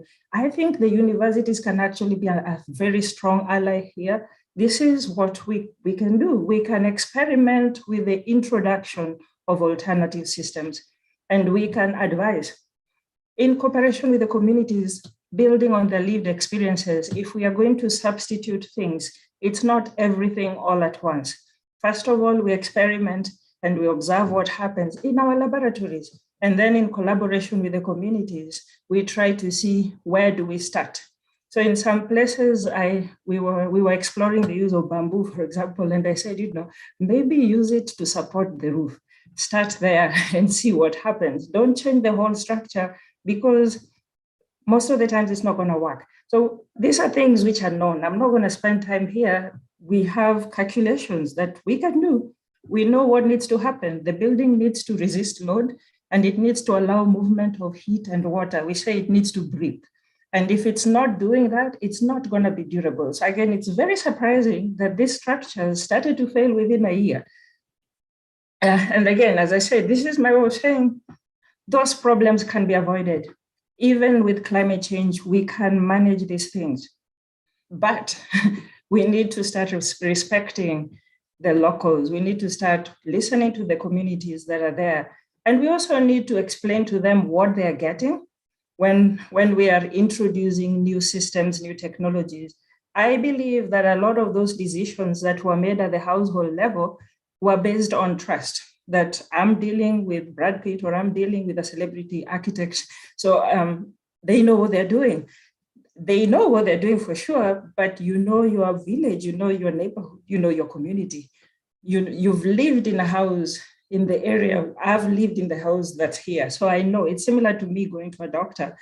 I know my body. They know human anatomy and several other things, the people in this conference, that I don't know, but I know my body. I know when I have a headache, that is because I'm dehydrated. So those conversations need to be two-way, even with the building system, that I'm living in this house. I need to know what I'm getting. these are known. We know how water and air movement needs to work for the house not to get damaged.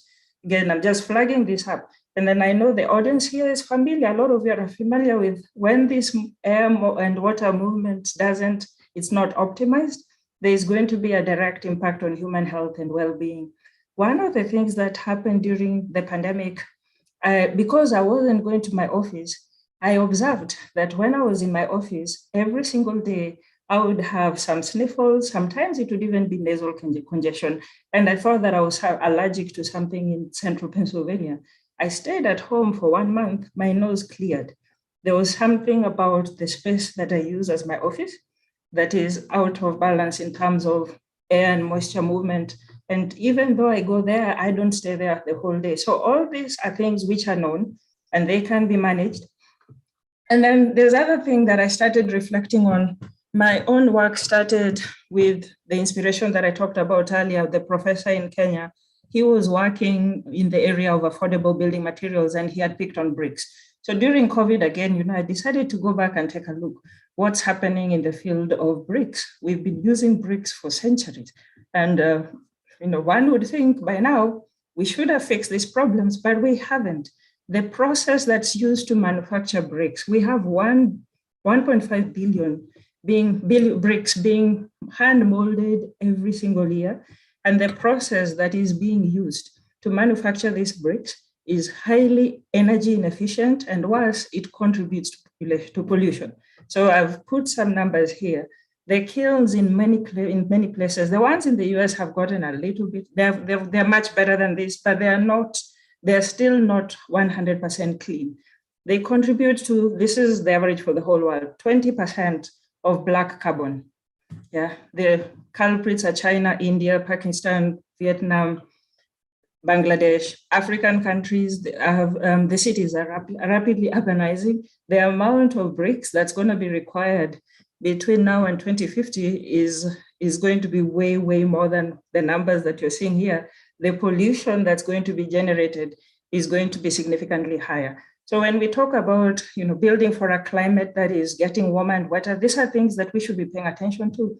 That in the morning session, somebody talked about preventative measures. This is one of the preventative measures, identifying the building materials that are contributing to greenhouse gas emissions, things which we can, again, as I said, address. But we have to measure this. We have to start the measurement, not from the house that is complete, but from the design stage, before the house is built up.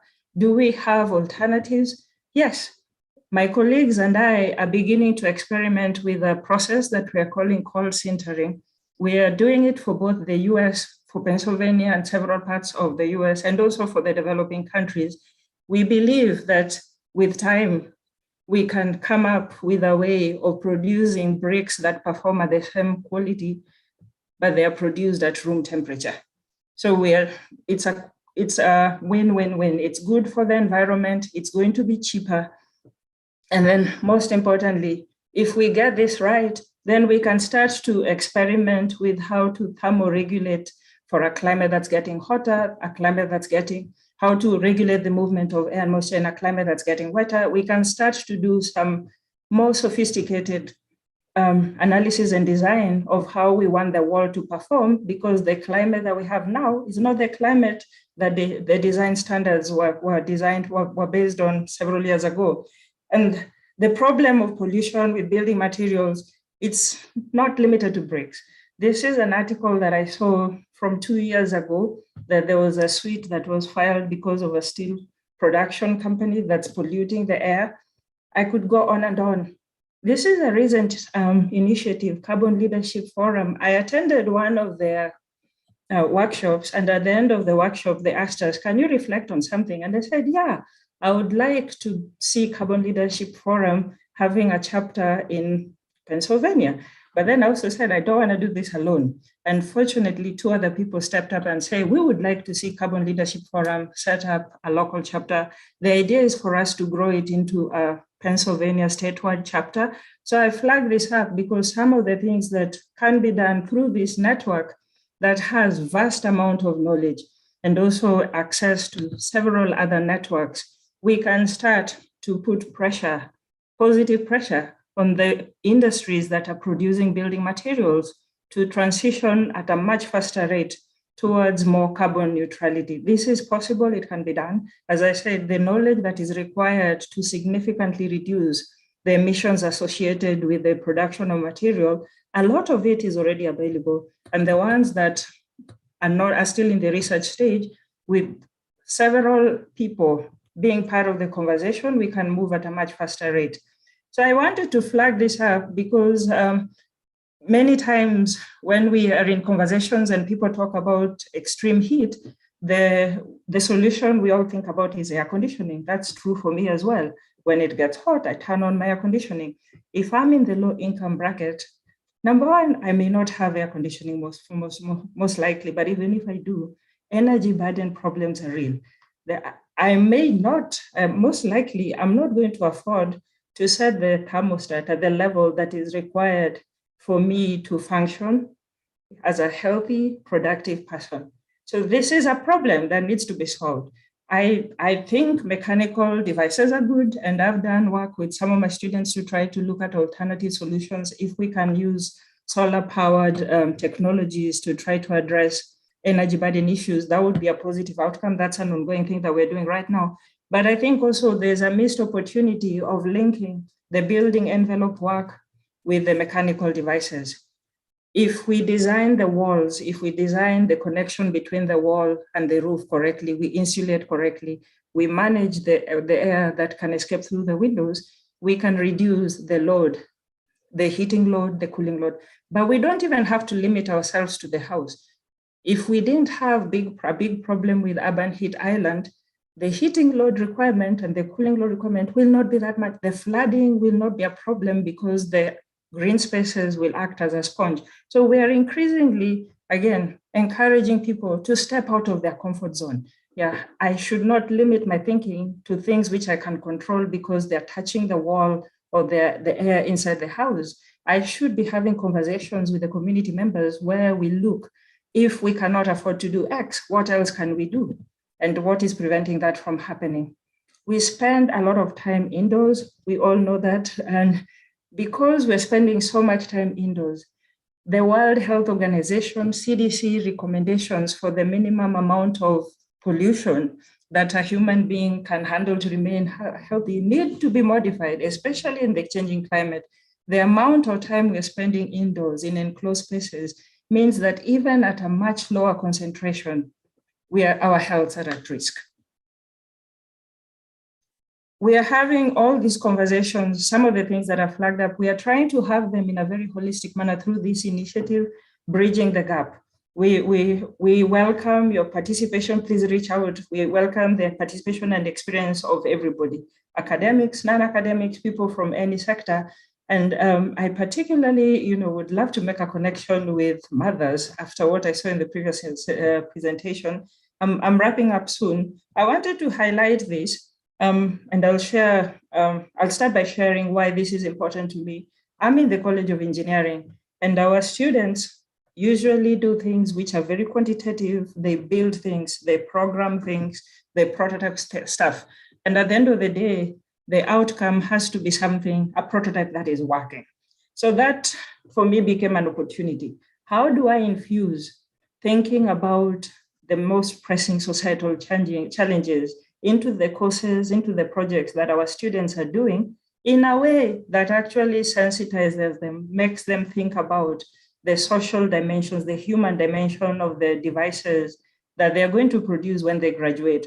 So for the last several semesters, I've been sponsoring, mentoring, and advising students under a cluster of what is called humanitarian materials. To my pleasant surprise, when the project is classified as humanitarian, there is no shortage of interest from the student perspectives. There have been times when I've said I only want 4 students, and I end up with 8, 9, 10. Yeah, so that's good. It means our young people are interested in solving problems that matter because they impact the vulnerable people. And then secondly, when I start the first meetings with them, I have observed that the motivation, like in this case, I told them that this was an international partnership. The students who are working with their counterparts in China, so the temperatures are in degrees Celsius. But I explained to them, mechanical engineering students, I explained to them that on an extremely hot day, if I don't have air conditioning, the house that I live in could peak at 30, 32 degrees Celsius, which is way out of the level where a human being can function as a healthy, productive human being. So I told them this temperature needs to be brought down to a certain level. And I remember they were asking me how much money. So I used that as an opportunity to have a conversation with them that, you shouldn't be asking me this question. You should be going and finding out. If I am earning minimum wage, I'm paying rent, I'm buying food, my children are going to school, I have some medical bills to take care of, how much money do you think I can afford? And that was the light bulb moment for them. They went and did the inquiry and they came back and they told me, Dr. Bonyo, this prototype has to work. And that was because they now were empathizing with a human being. Yeah, I was pleasantly surprised to see that just flipping the conversation and telling them, go out there and learn as much as you can about somebody who earns, a certain range of money that puts them in the low income category. They were very shocked, and that motivated them to want to come up with a prototype that is working, and it worked, and it managed to reduce the temperature by about 3.5 degrees Fahrenheit, which is huge. And because I believe in cumulative learning, I'm repeating the same project. I've been repeating the same project for 2 years. Each time I add a new challenge. The most recent challenge that the students are working on this year, I told them that the air that is inside the house needs to be filtered. And the problem is still the same. It needs to be affordable, and it also needs to be based on clean energy. So we'll see what they'll come up with. I wanted to stop where I started. That, for me, is the beginning of the change. That the conversations we're having within the built environment, they are not comprehensive enough because, first of all, we are focusing on single events. We are focusing on the flood or the heat or the hurricane or something else. But we know that that is not how real life works. And we are welcoming conversations with people who can challenge us and help us get out of our comfort zone, to get us to think about the contributions of other disciplines and people who are also not in the academic sector, how to engage with community members, because that is really not our strength. That is not something that I can say that I can do comfortably. That is something that, I can be in the room with other people, but I definitely would welcome hearing and learning from you methods and models that have worked in diverse neighborhoods and diverse places, diverse countries and regions.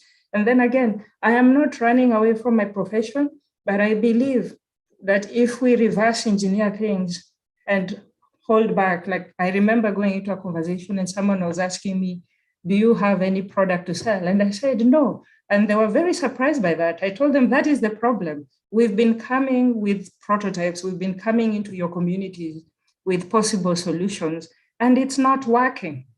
Things which can be easily fixed keep happening over and over again. And it will be very responsible of us as professionals to keep doing this.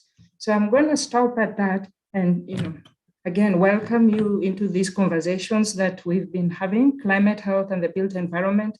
We have one left that's coming up in May. I can share details with you if you email me. But also, I welcome broader conversations about any other topic that you think the built environment professionals should be putting on their list of priorities. Thank you so much for listening. Esther, thank you so much for your presentation.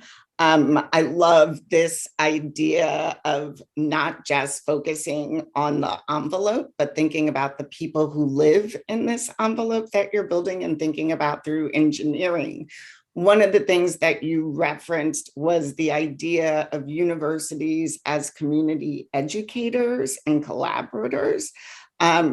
And making this more of a two-way conversation, right? Are there any models you've seen of this, or do you know of any universities that are doing this well? Yes, so actually a lot of schools of architecture have these labs, city labs, where community members can come in and get consultation and consult on something. So this is something that has been done, but I think it's just not been widely let me put it this way.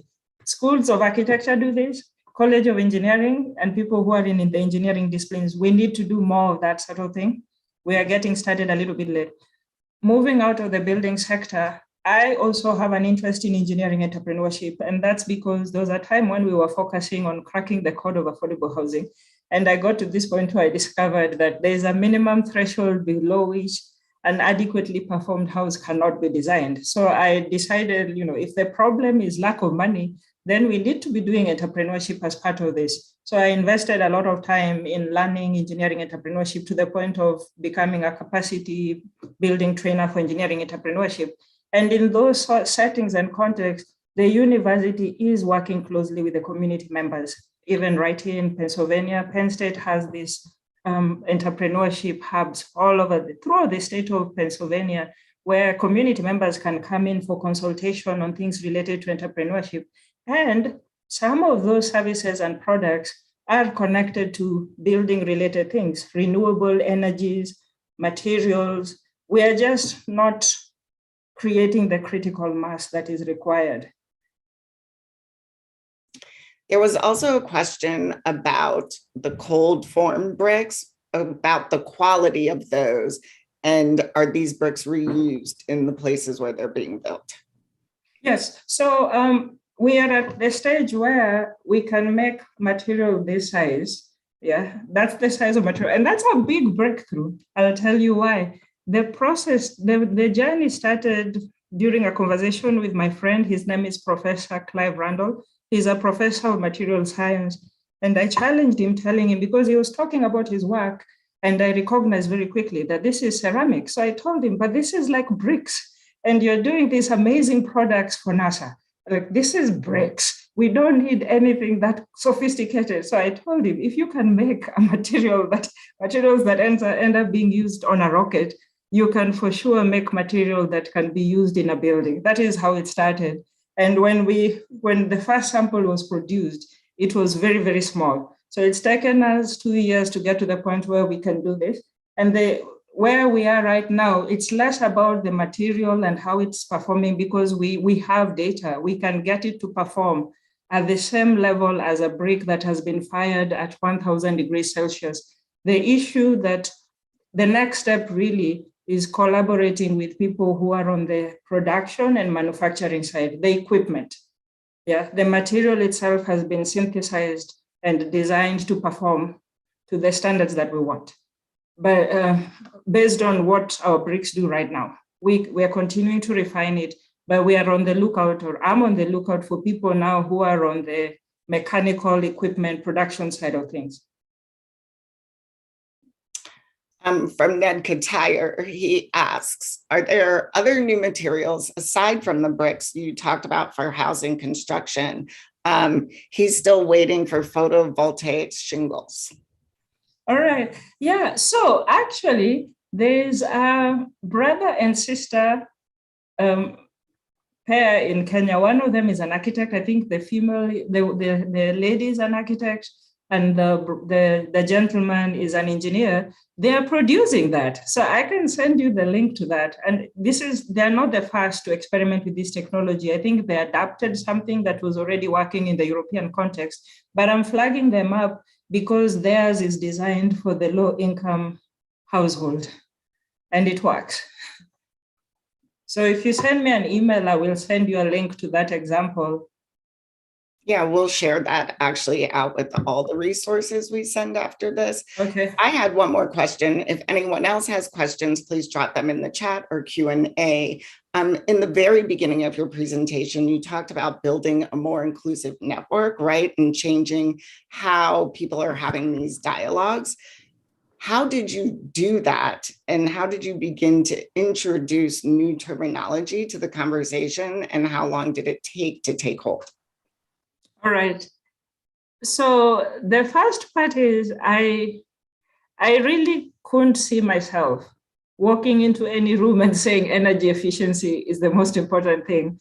And when my mind got set up and I decided, this is a job that I would want to do, it was because I was told, come in and disrupt it. And I don't know why, for some reason, that was very attractive to me. I came in knowing that it's not going to be easy and it's going to take a long time. But I think I don't want to say lucky because it's a bad thing. Two terrible things happened. Within 6 months, less than 6 months of me serving as the director of the Global Building Network, we went into the lockdown mode, which changed everything. During the first 6 months, I was educating myself by talking to very many different people. And I was also trying to look for that hook, because I was saying, talking about gender, we need more women, we need more brown and black people. It wasn't gaining traction. So I started looking for other areas where there's gaps, and I discovered that the adoption rate of the energy efficiency technologies is somewhere between 1% and 2%. And I was like, I got it. Yeah, so that's the link that I made. I was like, there's a problem, like 1% adoption rate is not a solution that you can say is working. And that was true. So I used a problem that the community in that community of practice had already identified. Our adoption rates are very low, and something needs to change to get the adoption rate, to get people interested in these energy efficiency technologies. So as I was, looking around, talking to different people, attending events, I discovered that there was also a community within the medical and health profession that was already talking about the multiple benefits of energy efficiency. Part of these conversations were being led by the American Council for an Energy Efficient Economy. So I joined that network and that community thinking, they have answers. I'm going to try to keep it brief. So I remember being in a room in New Orleans in January 2020, and the session was for people to come up with some shared terminology. So I'm like, oh, this is a good place to learn. Problem number one, when we got started, we were told, choose which side you belong to, energy or health.